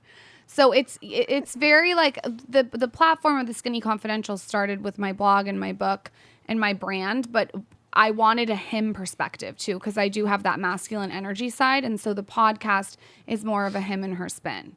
So it's mainly women, but there are guys listening in the background. You know what I mean? Is there some set of values, or let's say, like with my audience, I think there's a certain like common denominator of like, in a sense, like, okay, if you want to follow me, there are certain core beliefs, not that you have to have, but you probably will have. I think for the show, we like at our core value is that we leave all judgments at the door. Like I said, we've had every walk of life on the show and talk. We flew to Vegas to the Bunny Ranch, the legal brothal. Oh my and God, we that's interviewed amazing. the head. Never bunny been there. No. Yeah. He's like, what? And we interviewed the head bunny, right? And we said, what is life like as a legal sex worker like? And certain people are going to go in with their stigmas and their judgments, but like our whole point is, okay, leave that at the door for a minute and reserve a non-judgmental Yes. place to hear this person's story. If you don't agree with it, don't agree with it, but at least hear it out. And I think that is a core value of our show. We've had other people on the show that are in completely open relationships. What does that look like? We had Gigi Gorgeous on who transitioned. We want to talk to all different people. We don't care how many followers someone has. It's more like, what's your story? What's your journey? And we want to showcase that. Does the show, would you say it skews politically in one way or the other, or no politics? No politics. We don't talk about politics. we tend to stay out of it. I mean, we're just not. There's people that are more well versed in those subjects. That I don't could know speak enough better. about it to talk on it. So it's That's not to say my we wouldn't have expertise. politicians on the show and talk about their issues Sure, if they of had them. course, But yeah. we're not. No, I political respect that, commentators. actually. I think because I honestly despise when Hollywood people try to talk about politics. Like, just fucking act. I mean, you're actors. You're great actors. Like, don't tell me how I should feel. Like, unless you have some, schooling, or if you want to make that what your walk of life is. That's one thing, right? So you steer clear of politics, Yeah, right? we focus on our strength, and my strength is not politics. Is there an underlying sense? Okay, so watch. Is it like I'm not a victim? Would that be a value of pretty much anyone that watches your show? I think so. I think that we really say that instead of letting adversity, we talk about this all the time, letting it victimize you, allow it to fuel you. That's a huge topic. Instead of feeling sorry for yourself, turn it around. Definitely, that's That's a theme. It's very unapologetic. I mean, like we say on the show, like if you're sitting around feeling sorry for yourself, that's not hurting anybody but yourself. Nobody else cares. Like everybody has their own issues, right? You can say, if I was sitting here, come on the show complaining, no, people check out. They don't want to hear that. Sure. Would this be another? Would be if you're gonna masturbate the right way. Sure. Totally. Right? Totally. You masturbate with coconut oil lube. Coconut. We had we had people. We had the Did you founders get of the Doc lube? Did you Johnson. find that though? Where is it? Where is it?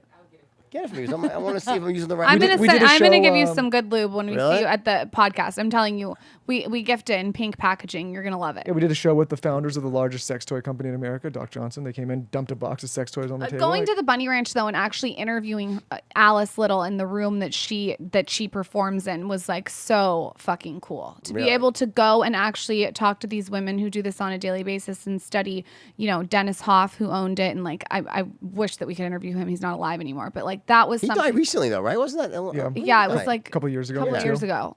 His life was wild. Like we want to really just break down the taboos and allow people to hear all different walks of life. We like and to keep angles. people guessing, right? Like, we just had Greg McEwen, he's the author of that book, Essentialism, this week. And, then we'll have a sex expert, and then we'll have an open relationship, then we'll have a psychologist, and we'll have a doctor, then we'll have a skin expert. And we just like to, for us selfishly, like if it just became the same thing, having these entrepreneurs come on over and over, influencers over and over, it gets boring. So really like, putting the selfish hat on, it's saying like, who do we want to talk to? What's a unique perspective? What value will the audience get? And we always say like, if you put the audience first, the guest second, and us third, that makes the most interesting. That's the type of show you want to listen to. You never want to just go on and hear somebody touting about themselves over and over and over again. It's like a bag of Chex Mix. Does the audience want to hear about financial empowerment? Yeah, absolutely. Is it a big part of it? Absolutely. I would say financial. It's not even Not like financial. I would say freedom. People, I think millennials, I think if you look at my dad's generation, it was all about the house and the car and the white picket fence. And our generation wants experiences. So I think that's a big theme. It's more about financial freedom, I would say, than more about how to make money, if that makes sense. No, of course it makes sense. But tell me more about that. Explain. Yeah, so I think like I said, like my dad's generation wanted like all this stuff to show other people, whereas now how we're fulfilled is through experiences. Well, let me in other words, I just want to. You're saying like that, like your dad's generation is probably my generation, not quite, but almost. But would it be like when I was growing up? Was like, okay, get a job at a company, work hard for 25 years, the car, get a pension, the house, burn the mortgage certificate, and retire with Social Security. Is that what you mean? Like that's yes, and even I noticed too, like when women are carrying all these nice bags and all this jewelry, it almost ages you. And it does, because I talked to my sister who's 21, and I strategically hired a 21-year-old because I want to continue to be on the pulse. Sure. And what she wants to do is she wants to go to Korea, or she wants to go travel. She doesn't care about what kind of purse she's wearing. We try to get people to question their own beliefs. Like, are you getting this stuff and doing these acts because it's what you really want to do, or are you doing it because it's what you think people will think is cool about you, right? And so we try to get people to step back and say, wait a minute, do I really want this job? Do I really want this house? Do I really want this stuff? Do I really want to pursue this career? And at the core of it, if our show can point out, wait a minute, I actually don't want to do it. I want to do this over here, my way. And I'm not doing it to appease my parents or to impress my friends or to impress or to stun on social media. I'm doing it because I actually want to do it. I think that's the biggest message behind our show is like, you can do that for yourself. It's not a selfish thing, actually. I totally understand. And I think by pointing that out to people and showing that as an example, I think that's what millennials are interested in. So when you talk about, are they interested in finance? Like, sure, people want to make more money, and there's a certain level that you need to make in order to make your basic needs met. But at some point, after you've got your basic needs covered, it's like the other stuff just becomes more stuff on top of it. And if you don't figure out what to do with those finances and how to categorize them and how to figure out what you're actually pursuing, it leads to a lot of unhappiness. And so most of the financial conversations on our show are more about like, okay, yes, this is a way to make it, but now that you've made it, what do you want to do with it? I also think, like, let's be honest right now, like right now in 2019, the currency is time. Time is so important. So Uber, Postmates, Glam Squad, while you do your emails, all these things to me is what I'm spending my money on. Glam Squad? What's that? Like, I will get my makeup done while I return an hour of emails. What I spend my money on, like, for instance, what is Glam Squad? Glam Squad, they come to your house and do makeup. your hair and makeup, so you don't have to do it, so you can get work done. So I'll work on my phone. I think our generation does not want to waste time either. So we're also not only spending our money on experiences, we're spending our money on time. And if you can go in an Uber and you can work on your phone for an hour, that's efficient. And if you can go home and, do a blog post while your Postmates is dropping off your food instead of cooking, that's efficient. So our generation too is also about being super efficient with our time. They're not spending money on bags and Louboutins. It's a different climate right now, I think. So let me tell you my perspective, because you guys haven't been through this, right? You're just too young. I grew up in an era where there was no email, no cell phones. In fact, when I started Stratton, there was no computers. I mean, we had mainframes, and then you had the first early stage desktops that did nothing. They were just not usable yet, right? And in fact, I remember one of my junior partners bought a desktop. We made fun of him. Like, what the fuck? Look at that. So you look at that. What's that stupid? Was a screensaver. What's all you hypnotized by the triangles going around? We thought it was the stupidest thing ever, right? When cell phones first came out, I had one of the first cell phones in my car when I was 21. Got the first bill, it was like $2,000. I ripped it out. It was very expensive back then, right? And then I didn't have one for years. Then when they started coming back in like mid-90s and stuff, I was late to the game. But let me tell you what's really happened, though. People will say to me, I don't understand how you ran a business, how you were productive before there was email and cell phones and text. How'd you get it all done? Have they met you? What? Have they met you? But no, let me tell you. I want you to think about this, right? I'll tell you the difference. Back then, you knew you couldn't get in touch with people outside of work hours. You weren't expected to. You didn't expect to have emails answered or text returned. So what happened is everything got condensed into those work hours. So you're more productive. So work became work and free time became free time. What I see, the biggest problem I see for myself and everyone around me right now is that technology has allowed work to spill over into your personal life, where I'm in fucking bed at night and I can't, and it's a terrible thing to do, and I'm watching TV with my wife and I'm returning emails and texts because they're there and you feel obligated, or just it's burning on your mind when you just simply didn't have that option and everyone knew it. So what happened was you'd walk in the morning and 9 a.m., that phone starts ringing, and it'd ring all day long. You return calls. You understand? You're hustling, yeah. It was a compressed way of doing business. What are your thoughts about it? Do you see what I'm saying? What do you think about that? Well, I think it's a difficulty, right? We grew up. We didn't get a cell phone until we were getting out of college. In terms of like a cell phone, I disagree with you that it's a difficulty. It's a difficulty for people that can't contextualize when to turn it on and when to turn it off, right? Like I catch myself all the time. I get up at 5 a.m. and I'm checking emails. Yeah, like, but we can go on vacation for 3 weeks because of the cell phone. Sure. So like you can say that it's a difficulty, but it's also a positive. It can be listen. It's a tool. Social media is a tool. That's Like a tool. anything else, a like powerful anything weapon. else. Yeah, and you can use it in the right way, and you can use it in the wrong way. It's again wrapping this whole conversation. You can use it in the right way or use it in the wrong way. Do you think there should be do you think that people should try to set boundaries for themselves with like how much time do you spend on work related stuff when you're not working? How much time do you spend on social media versus real interactions? Like, do you think this ain't? I have a couple problems with social media as an old person. Yeah, no, tell me. Okay, the number one problem, which I think is going to, if it isn't addressed and changed very quickly, it's going to destroy our world as we know it. And that is the echo chamber of the way news is now distributed. Yeah, Mark Manson has a whole book about the algorithms, they show you more and more of what they think you want to see. So every liberal and every conservative, you constantly get too skewed. much content. Well, you get skewed to what you end up in an echo chamber with like-minded thinkers, and you start thinking that everybody is thinking the same. You don't see. Sure. It was a professor did a study. She's formed 2 profiles on Facebook, and she acted as a conservative on one and a liberal on the other. Within 2 weeks, you could not recognize the news feeds. Completely. But here's what I would say. I would say that you're in control of that. So what I do is I monitor my content. And how I do that is I only watch 3 people's Instagram story. I do not watch anyone else. And the 3 people I watch are bringing value to my life in health, wellness, and beauty.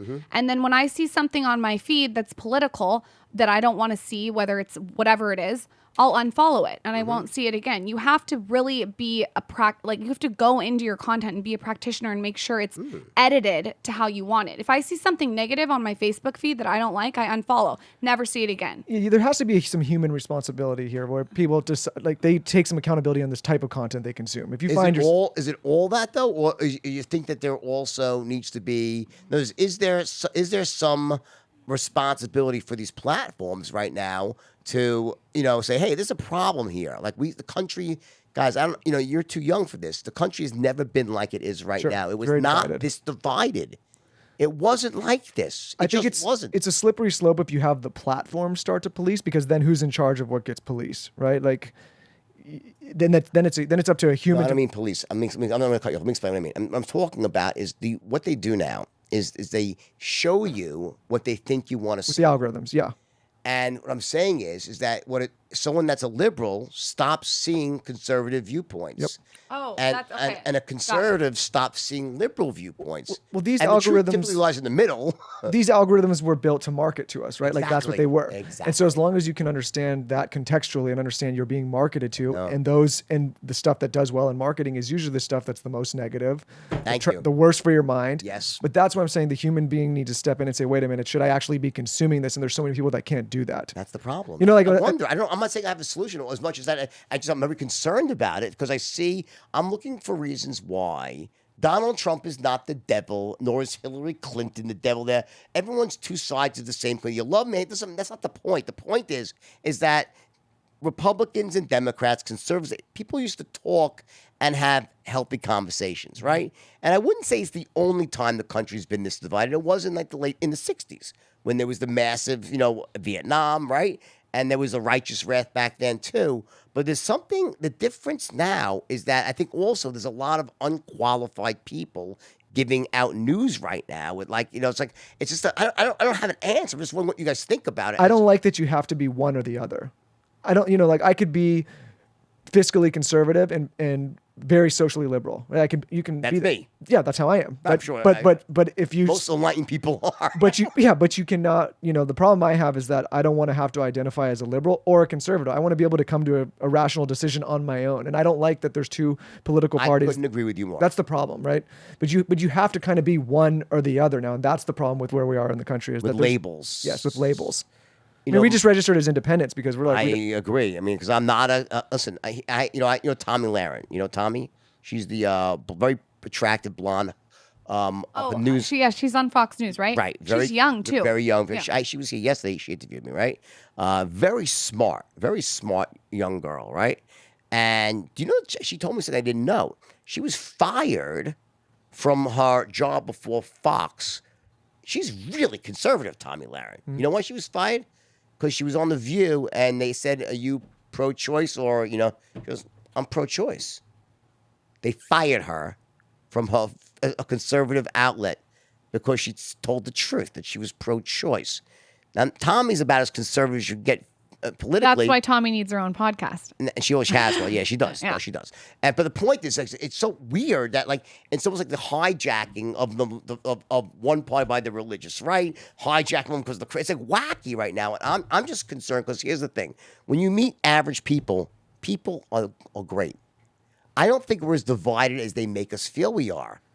They're only they're gonna only report one extreme or the other because that's where the dollars are, right? And it's all driven by ratings, and that's and that's how you earn revenue. I bet you on your platform, there's like half conservatives, half. I think it doesn't matter. I think people are so much more alike than they're trying to make us feel like we are right now, and something's got to give right now. I don't know. I don't have the answer, but you guys have this sort of, it's like a very beautiful, pristine thing you have, right? It's an apolitical, sans hatred place where mostly women, but men too, can come and basically just feel empowered, right? It's all about feeling empowered and good, bettering yourself. It's about being real, right? Better sex, better. Let's talk about this. Better is a great word. Well, let's talk about dating. And now to explain to me, if I was a fucking guy right now, I'd be terrified. A 21-year-old guy right now, it's like, what do you do in the Me Too generation? How do you date women. How do you even like? When we used to date, we used to go to bars. Like, how do you even date It's a these? different climate. What do they do now? You're on Tinder and shit. I don't understand. They're all on Tinder. My sister, she's all on Tinder. They're swiping right, they're swiping left. It's a different climate. And it's quick. We're probably not the best experts on this because we kind of missed the whole I dating missed that boat. app era. I had him up my butt. Yeah.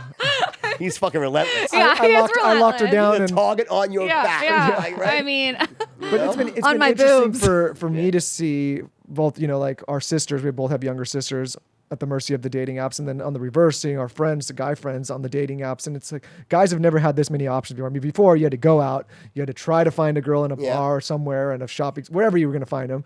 And then you had to do everything in your power to try to get one date. This is what I would do though. But if as a woman, if I was 21, I tell my sister this all the time. Men, they're being fed too easily. They're getting it too easily with Tinder. So you have to create more of the think challenge. about how hard it was to go out and find it and get a date. Now you just swipe on an app It's and too you easy. lock in 5 or 6. Are too hot easy. girls on these dating apps? Are the pretty girls really What pretty? if I jumped in? I'm like, yeah, there's a bunch of them on there. No, I mean, are there beautiful girls on these guys? Are there? What's the story? Yeah, there's hot Really? girls. All right, let's. I'm going to be a superficial, shallow bastard that I'm capable of being. Okay, as girls are not. Oh, let me see the oil, the coconut oil. Are there? No. We got to get you woo. That's coconut oil. Oh, he's using coconut We're gonna oil. get you. That's good. We're gonna get you some other stuff. Yeah. But we're gonna get you some. We're gonna get you some. I mean, you can if you want. They want you straight. Yeah. Let me show you how this is I'm done. the pregnant woman. Okay. Thank God we're not to the FCC. That's what I think. No, but those are girls, right? I mean, I'm the Wolf of Wall Street. I could be shallow, right? Everyone knows I'm a scumbag back then, right? Not anymore. Okay, so 9 and above with skinny ankles, because for me that's a breaking point. That's the nice ankles, skip thin ankles, okay? But my question is, hot ass, gorgeous face, right? Are these girls like on Tinder? I would not be on Tinder if I was 21, and I'll tell you why. I don't. The school of fish, I don't want to go all with the school of fish. I want to go against it. So I Lisa, think you the on Tinder? strategy. Married 8 years now. Oh, okay, good for you. You wouldn't be, huh? I wouldn't be on Tinder. Would you be on like one of the more like less hookup-y sites? I wouldn't be on a hookup-y site. I want a man to pursue me, and I want to be pursued in person. See, but here's the problem though. It's like, so we have younger sisters and they say the same thing. They want a man to pursue. But what we're seeing now is, okay, there's a guy, young guy, these two guys, young guys. Right. And they have the option of going and pursuing somebody, in which, it's not a sure thing. You don't know if you're going to get a date, or you can go on this app and swipe to 100 girls. And that's the problem with what's going on in the dating world right now, is it's never been this easy for men, in my opinion, to meet. Is it easy for men? Easier than it used to be. It's easier than it used to be. Travis, I see you grinning over there like the Cheshire cat. It's easier. It's easier than it used to be. So, which means I think never had an you app. got to make more of a challenge, because if it's easier, I mean, I would be even more of a fucking devil to you. Well, here's some mentality that I've heard, like from our I would make your life so much our harder. younger now. friends. They say if they don't get on the apps, He thinks he's just swiping right on me? Kiss my ass. You're going to have to go way fucking deeper than swiping right on me. I mean, it's you're a going little to more have to than just. pull up with a book on tape. Have you seen those young guys? They build the machines with the eraser on the pencil that goes around and just keeps swiping right on every picture, no matter what the Yeah, picture they're all looks like. swiping Just right. sh- sh- Yeah, this is funny. what Look it up. I'm around so many men all the time in the workplace and around his friends, and I hear the way they talk. Women got to present a challenge. I always say, be like a poodle, be aloof, Like a cat almost. like a cat. You can take it or leave it. That's a good example. You know, I You're love d- cats. I love dogs too. Your I dad was always a dog says that person. about I'm a cats. cat person. Now I'm a dog. I love animals. cats. What did your dad say about cats? We said if you want to try to figure out women, try to figure out how to tame a cat, and Yeah. nobody's ever figured that out. You can't. Yeah, it's impossible. My cat is like has me masticating its food to try to get it to love me. You know, it's unbelievable. I'm And then such it'll a just sucker. scratch you out of nowhere. Yeah, my wife's like, Yeah. she's such a fool. Yeah. Like the cat will eat you when you die. You know. Yeah. It's like, Yeah, be like a cat. Be like a poodle and a cat mixed together. You know. So what? So okay. So what at the app for a guy? Let's talk about guys though. What does a guy do? Good looking guy. Okay. Do girls care about money these days? They want a rich guy. I want if I'm dating right now and I'm 21, I want the whole package. Like that's really great that you have money, but I need there needs to be substance to that. So, I want someone who's well read. That's really important to me. Someone who knows about the world and history and what's going on. That's all important. That's one of the things that attracted you. Yeah. Were you very good in school too, or no, horrible in terrible. school. But I was a big reader always. book smart?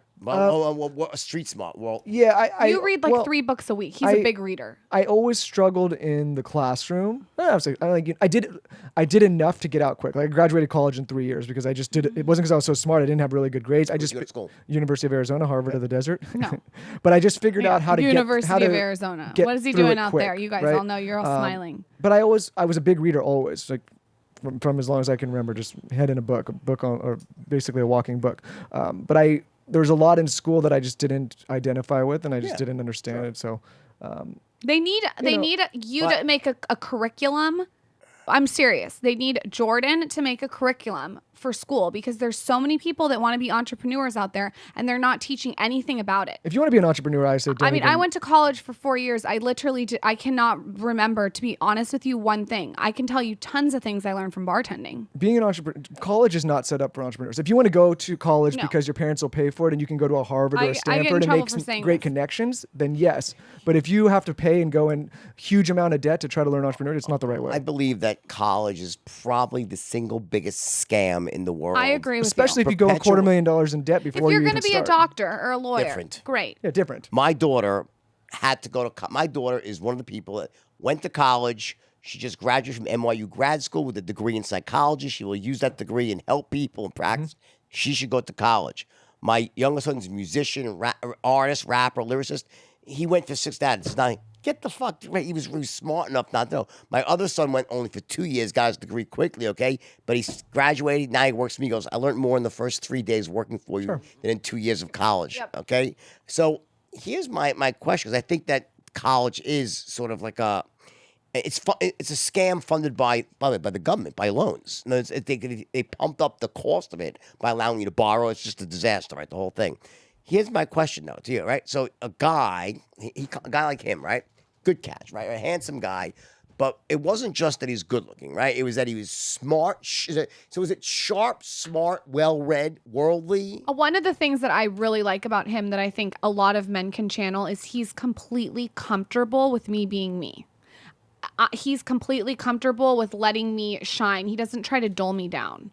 I could never be with a man that tries to cut me down. He wants to build me up. I think that's really important. He's fine to sit back and be behind the scenes and let me, tap dance on the table. But you're a shallow bastard, just like me, aren't you? If you weren't sexually attracted, No. I have to be sexually attracted. right? To Is that someone. right? So unless you handsome guys, that's And like he's got a really, really, really big personality.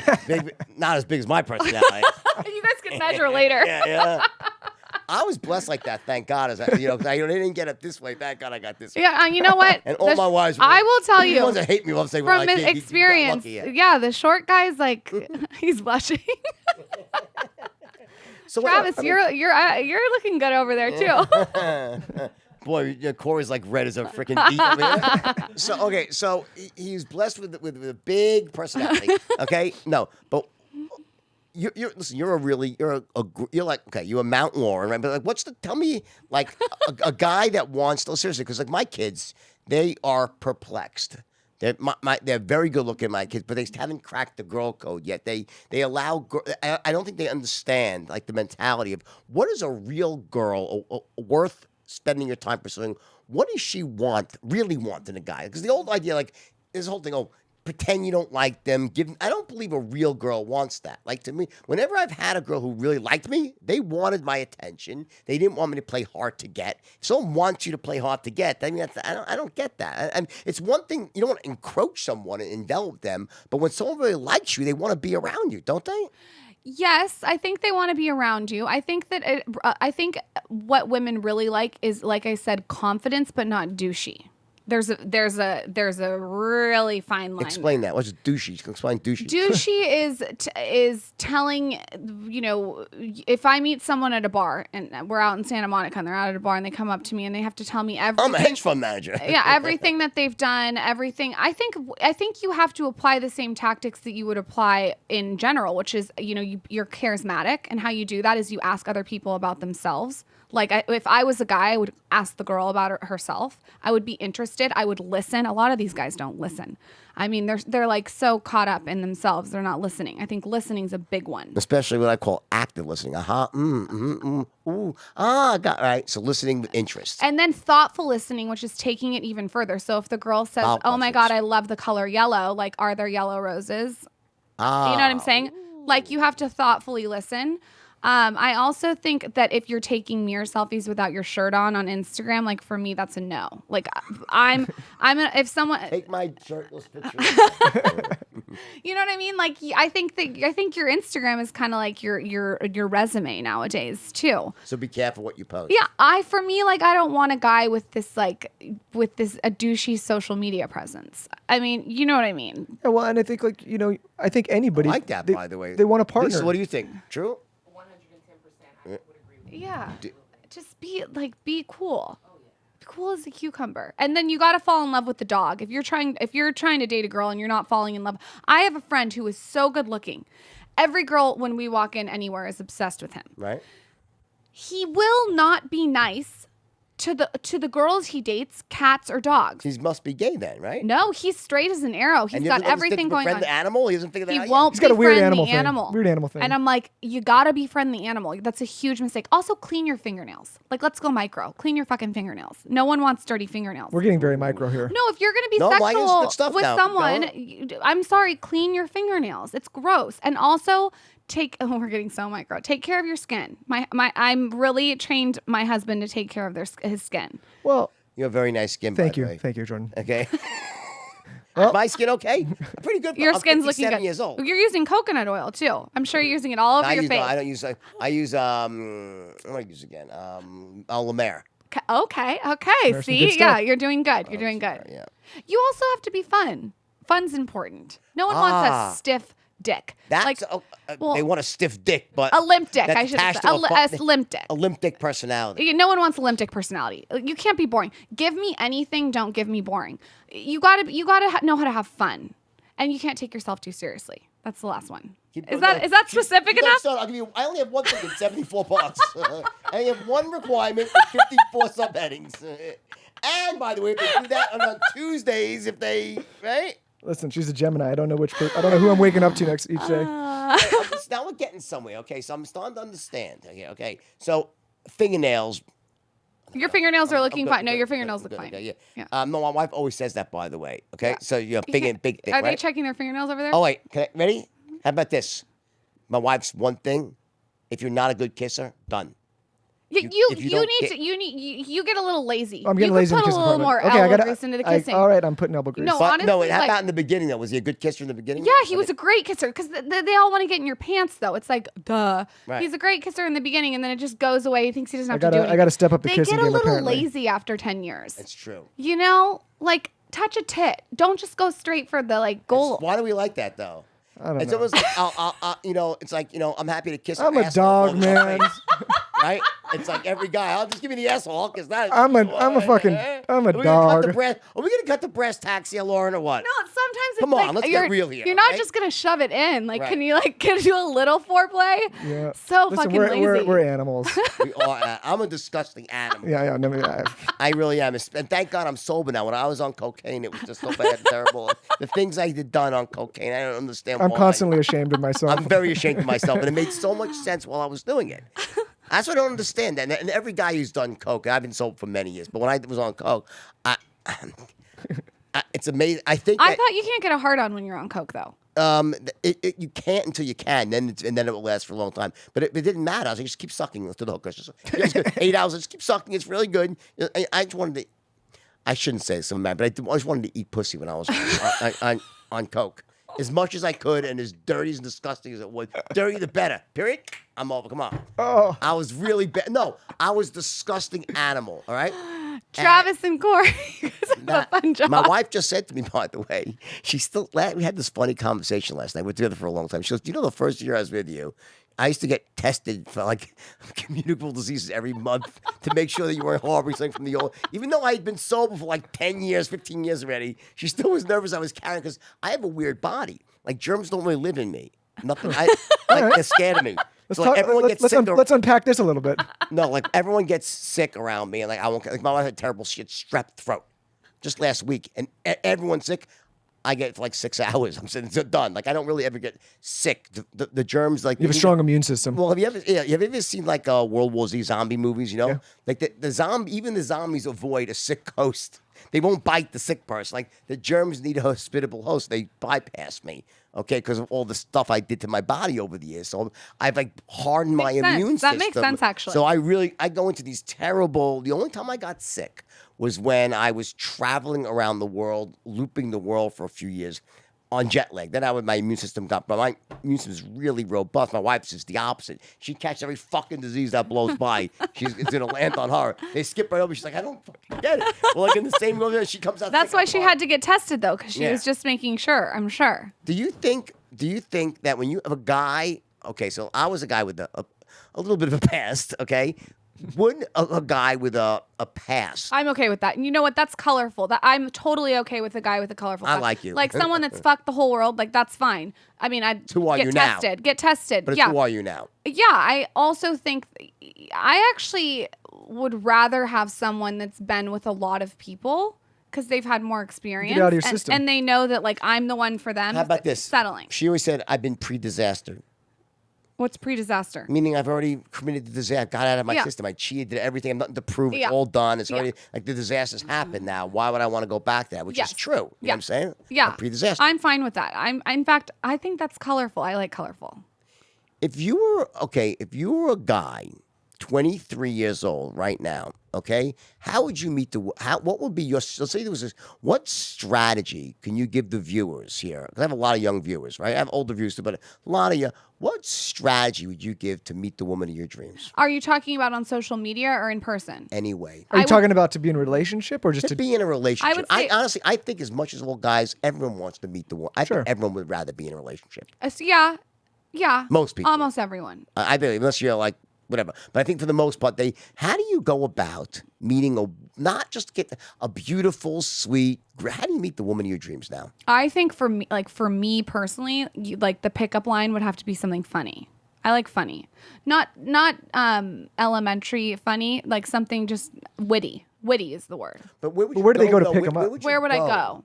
Would you go on these apps? I wouldn't go on an app. Would you go to like a lot of bars, restaurants, the supermarkets? You So go to hard. coffee. I would go to restaurants, bookstores. Where the hot You know girls what? I hang would out? travel. Saint-Tropez. Saint-Tropez is a great place to meet Saint-Tropez. someone. That's what my wife is. You know what I always said that I would do if I was single? This is what I said. I said, if this motherfucker ever cheated on me, I would take Anna Karenina and I would go to Saint-Tropez and I would dog ear the shit out of Anna Karenina with bookmarks hanging out of it. And then I would go and sit in front of the yachts and I would sit That's in my wife does a right now. short mini skirt with a huge hat and sunglasses like, don't fucking approach me. And then I would pull out Anna Karenina and read it in front of the yachts and just wait. just wait for the And that's what I mean. I would put myself in a circumstance. But for the everyday guy that's not strategic. going to go there and he's not Well, going to go to I'm Saint-Tropez. just planning if you ever cheat. But okay, well, listen. So that's when my wife went to Sanctuary with her friends. She's sitting in front. She's right reading now. Anna Karenina. She's Anna Karenina What did she in front go? of the- Did you pack a big book with her when she left? Oh yeah, I'm sure she was just there last month too. Oh my Saint-Tropez God. is Where a do great these young place. guys go? I don't think No, they. You know what you do? You travel, and I'm not saying you travel to Saint-Tropez. You just move around. You move. It's movement. Okay, but I understand you. You're a hot girl. A guy. Where does a guy? I'm talking. Where would a guy like him? Okay, like where would he go? Like what He would travel. I think. Right. Where You would would you travel if you go? were trying to meet girls. Where the hell would I go? Shit, it's been a long time. Like I wouldn't know. This is a trick question. I'd be the fucking worst at dating at this point. I wouldn't even know what to do. That's manipulative. I'd have to get a You lot know of what's not advice. there? I think 'cause I became famous like when I was older. If I had this when I was 22 years old, this would be so great. You know, right? Jordan, if it doesn't work out, we'll just get on those dating apps. He We'll says run around. that Right? his It's not Tinder bio, fair. if we ever broke up, I would already be know how the I get the Skinny girls. Confidential's ex. Yes, that's what I would do. I would say a creative Tinder bio, and I would just say the Skinny Confidential's ex, and I would go Ride after my coattails. the women that were. I'd be in San Tropez, so I don't care. Spillover. She'd be I'll good get in the San spillover. Tropez Yeah, I'll do whatever I with gotta my do. wife, where she is right now with Yeah. Annika and earmark. I'll take the spillover. Like I said, I'm just do what I got to do. What are you gonna do? Wow. Yeah, it'd be difficult. I wouldn't, So if you're a guy and you're out there, I think one of the steps is probably to listen to your content about persuasion. I mean, really, persuasion has a lot to do with it. That's one of the reasons we're in a relationship. I'll show you something really funny. So there's a scene from the movie The Wolf. You guys seen The Wolf? There's a Of scene course. where I do my first pitch in the boardroom when I'm like 22, and I. Right. Well, show them that. Show them. Can you get the scene up there? The greats. These kids. This guy. What's his name?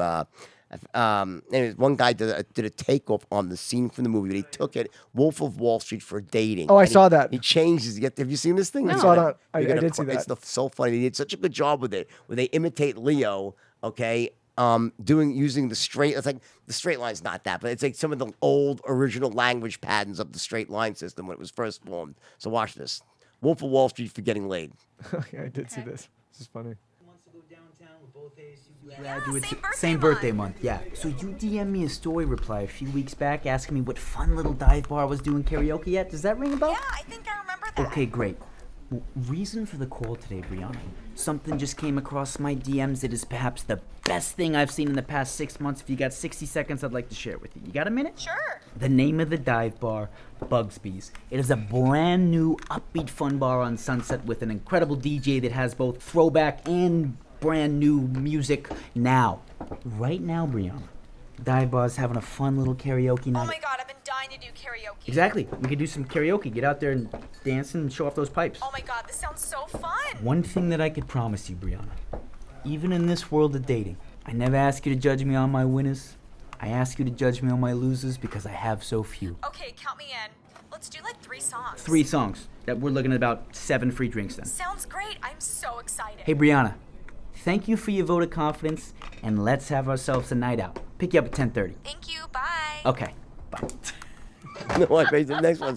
Wait, there's a better one coming up. Yo, how the fuck you do that?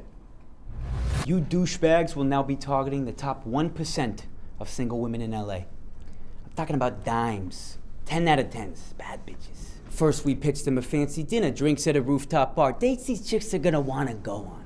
Then, once we've suckered them in, we unload the dog shit. The dive bars where we don't pay shit and still get laid. Now, the key is to finalize your schedule before the weekend. Because by the time you're sitting at home on Friday night swiping through Bumble, it's already too late. And you wait. And you wait. And whoever speaks first loses. I appreciate the call. I really have to give this some thought. I actually might be going out with some girlfriends. Can I call you back? They don't know, right? They might say in the night, they got work in the morning, they gotta talk to their fucking girlfriends. Doesn't matter what the fuck they say, the only real objection they have is that they don't trust you guys. Why should they trust you? I mean, look at you, you bunch of sleazy douchebags trying to get laid. So, what do you say? You mean to tell me that if I called you an Uber at 9... We hit Nobu for dinner at 9:30. We enjoyed our vodka sodas on the rocks. with the Side of creamy spice snow crabs. You wouldn't be saying to me right now, Chris. That was one of the most beautiful dates I've ever been on. Let's do it again sometime. come on, Rebecca. Come on, Ashley. We're playing this game, Kelsey? Madison. Seriously? Be real with You're special, man. Honestly, Katie, honestly, seriously? What, are you gonna stay and watch Netflix tonight? Come I on. barely know you. You DM me on Instagram. We met one time at a Sunday brunch with my coworkers. I am in complete agreement with you. You don't know me. I don't know you. Allow me to introduce myself. My name is Jake Manson. Chris Duncan. Tyler Scott, Ben Miller. Recent graduate from Arizona State University of Arkansas, Little Rock. University of Nevada. And I'm just looking for a girl to have some fun with. And I'm not gonna get there by letting you stay in and have wine nights with your girlfriends, Kelsey. Okay, I will say you do sound like a really fun guy. It's not going to be the most exciting night of your life. It's not gonna be a boring night at home playing Jenga with the girls all night. But what this night will do Is serve as a benchmark for future dates with me, Katie. Do you feel comfortable with me now, Rebecca? And then you'll know for sure that you finally found a guy in LA that you can trust and who can consistently show you a good time. Sound fair enough? Okay, yeah, I gotta say, this does actually sound pretty fun. So what night are you thinking? Katie, you give me one shot here on a 5-star restaurant like Nobu. And believe me, Katie, the only problem you're gonna have is that you didn't eat more scallops and drink red wine.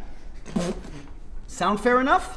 My girls are gonna hate me for ditching them, but yeah, okay, let's do it. Excellent choice, Katie. Where you want to head to this time? Why don't we do dinner Friday at 9? Why don't we do dinner at 9 and we're back to my place for a movie at 10? You know what? Fuck dinner. Let's just go straight back to your place. Excellent choice. Let me lock in that date and get back to you in a few minutes with an exact confirmation text message, Katie. Okay, thanks. I'm gonna go tell my girlfriends now. This is gonna be so fun. I'll see you Friday, Kate. I'm Okay, excited. bye-bye.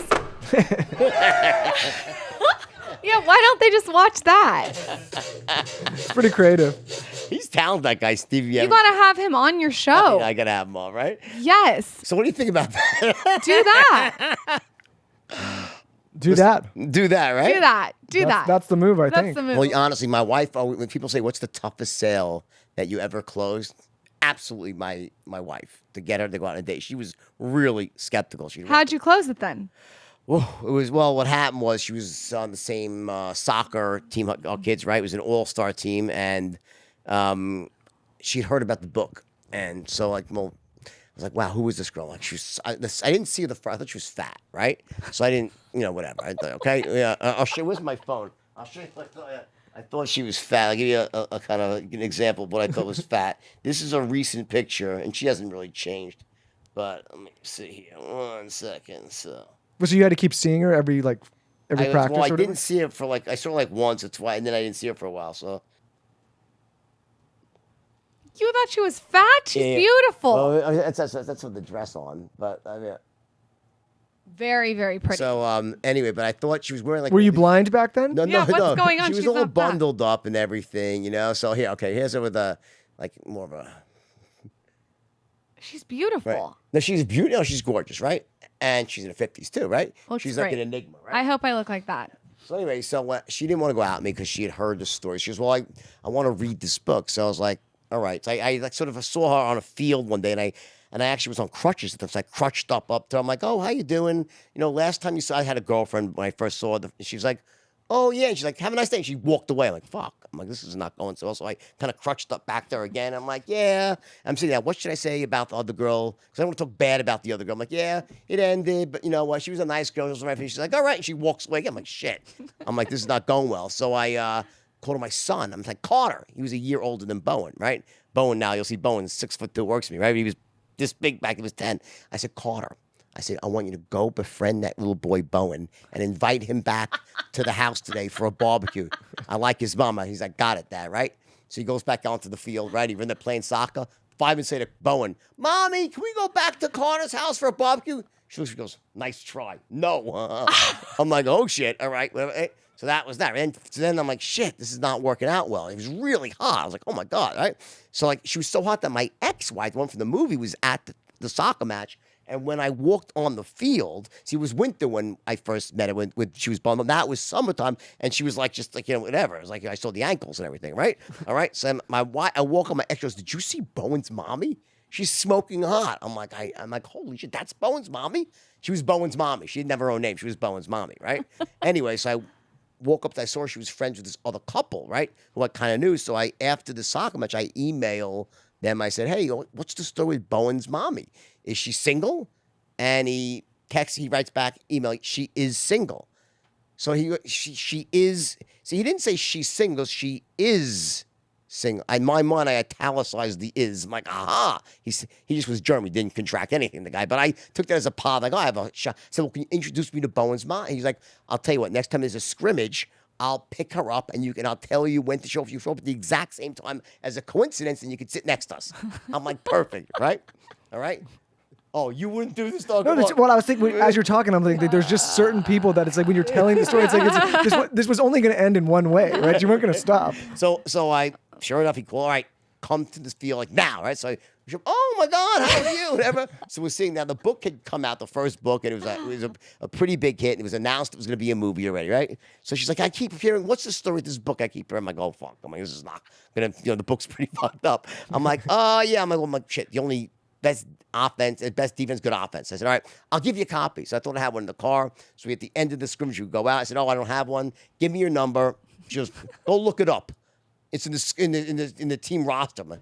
All right. Anyway, so I call up and I leave this message like, "Hi, it's Jordan. I'm over at Starbucks, like right here in Manhattan Beach." She was like, and she lived like a few blocks, 2 blocks away. I'm like, "Hey," and she's like, "Oh, hey, it's Ann. How you doing?" I said, "Hey, I'm over. So why don't you come by and I have a book? I'll give you a book." She said, "Oh, okay, great. I'll be by in 10 minutes." I'm like, "Oh my God, I'm in." I'm like, now I'm planning out the perfect seduction scene for her, right? So like, I said, "What am I gonna write?" I said, "All right, to the cutest soccer mom in the entire South Bay."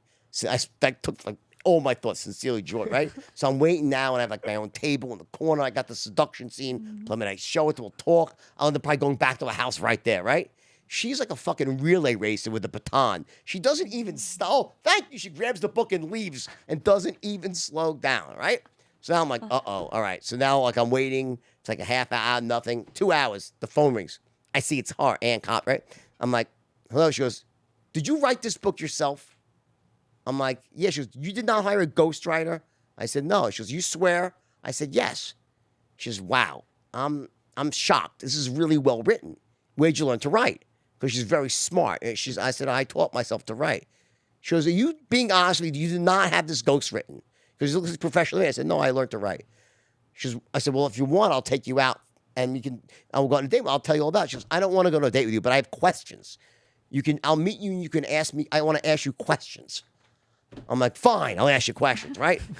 So I'm like, "All right." She goes, "Right, you can pick me up at like 4:25 on like a Monday." I'm like, "All right, whatever." Right? So like, she makes me this weird death zone time, 4:25. It's not dinner, not lunch, it's nothing, right?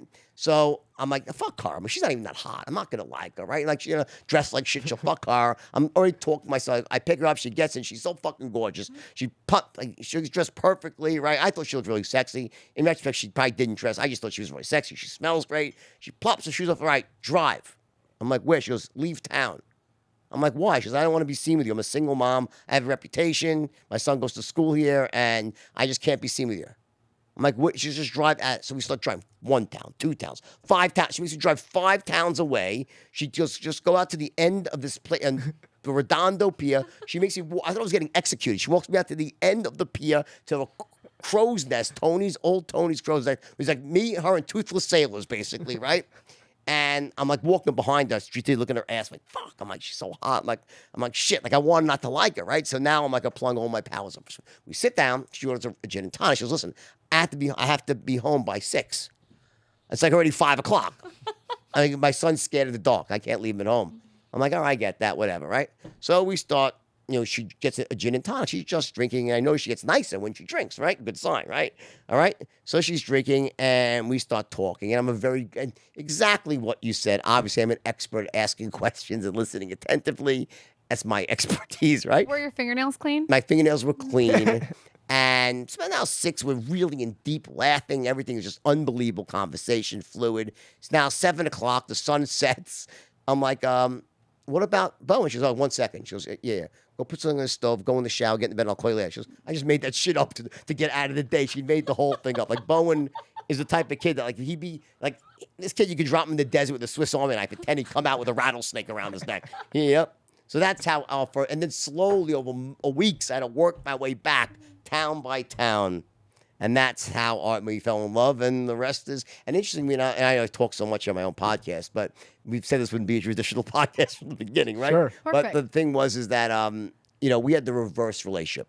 We had a terrible time the first few years, terrible, and we grew into this different, to a blissful happiness now, where people look at us and they're like, "Wow, it's like a model for like a really great relationship." We're in our 50s, and we still had that spark. The first few years were really tough because of the movie, and also, I mean, before the movie, especially because as the buzz kept building, it's like she was wondering what type of would I become something again, and frankly, it just brought us closer together. Okay, so I want to interview next. You're coming on this week, but I also want you guys to come back as will, a yeah, couple, yeah, so you you'll can like tell the story, because she sounds like she's a poodle cat. Yeah. Oh, you have no idea. I'm the She only sounds. guy that baby daddy was a professional volleyball player. She's just like you. Surfer dudes, skaters, volleyball players. That's who she dated before me. She had in her a list of things about a guy that she would, her must. Okay? Must be 6'2". Must have not been married before. No kids. Not Jewish.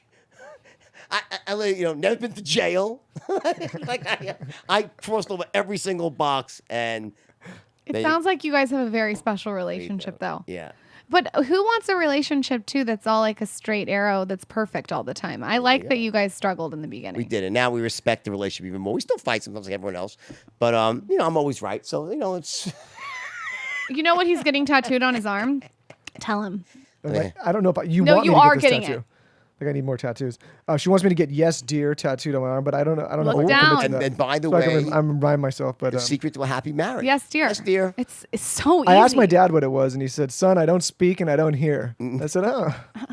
That too. Both of them mixed together. It's a great medley. My dad just passed away, and my mother used to say before that, she goes, you know, I went to the doctor with your dad, and she goes to him, I have good news and bad news to my mom. She was like, what? She goes, Max, okay, here's the ready.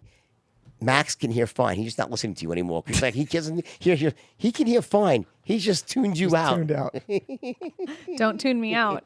She ain't gonna stand for that. I'll She's come got back the for she's you. got All the right, voice of a screeching eagle. In closing, ready?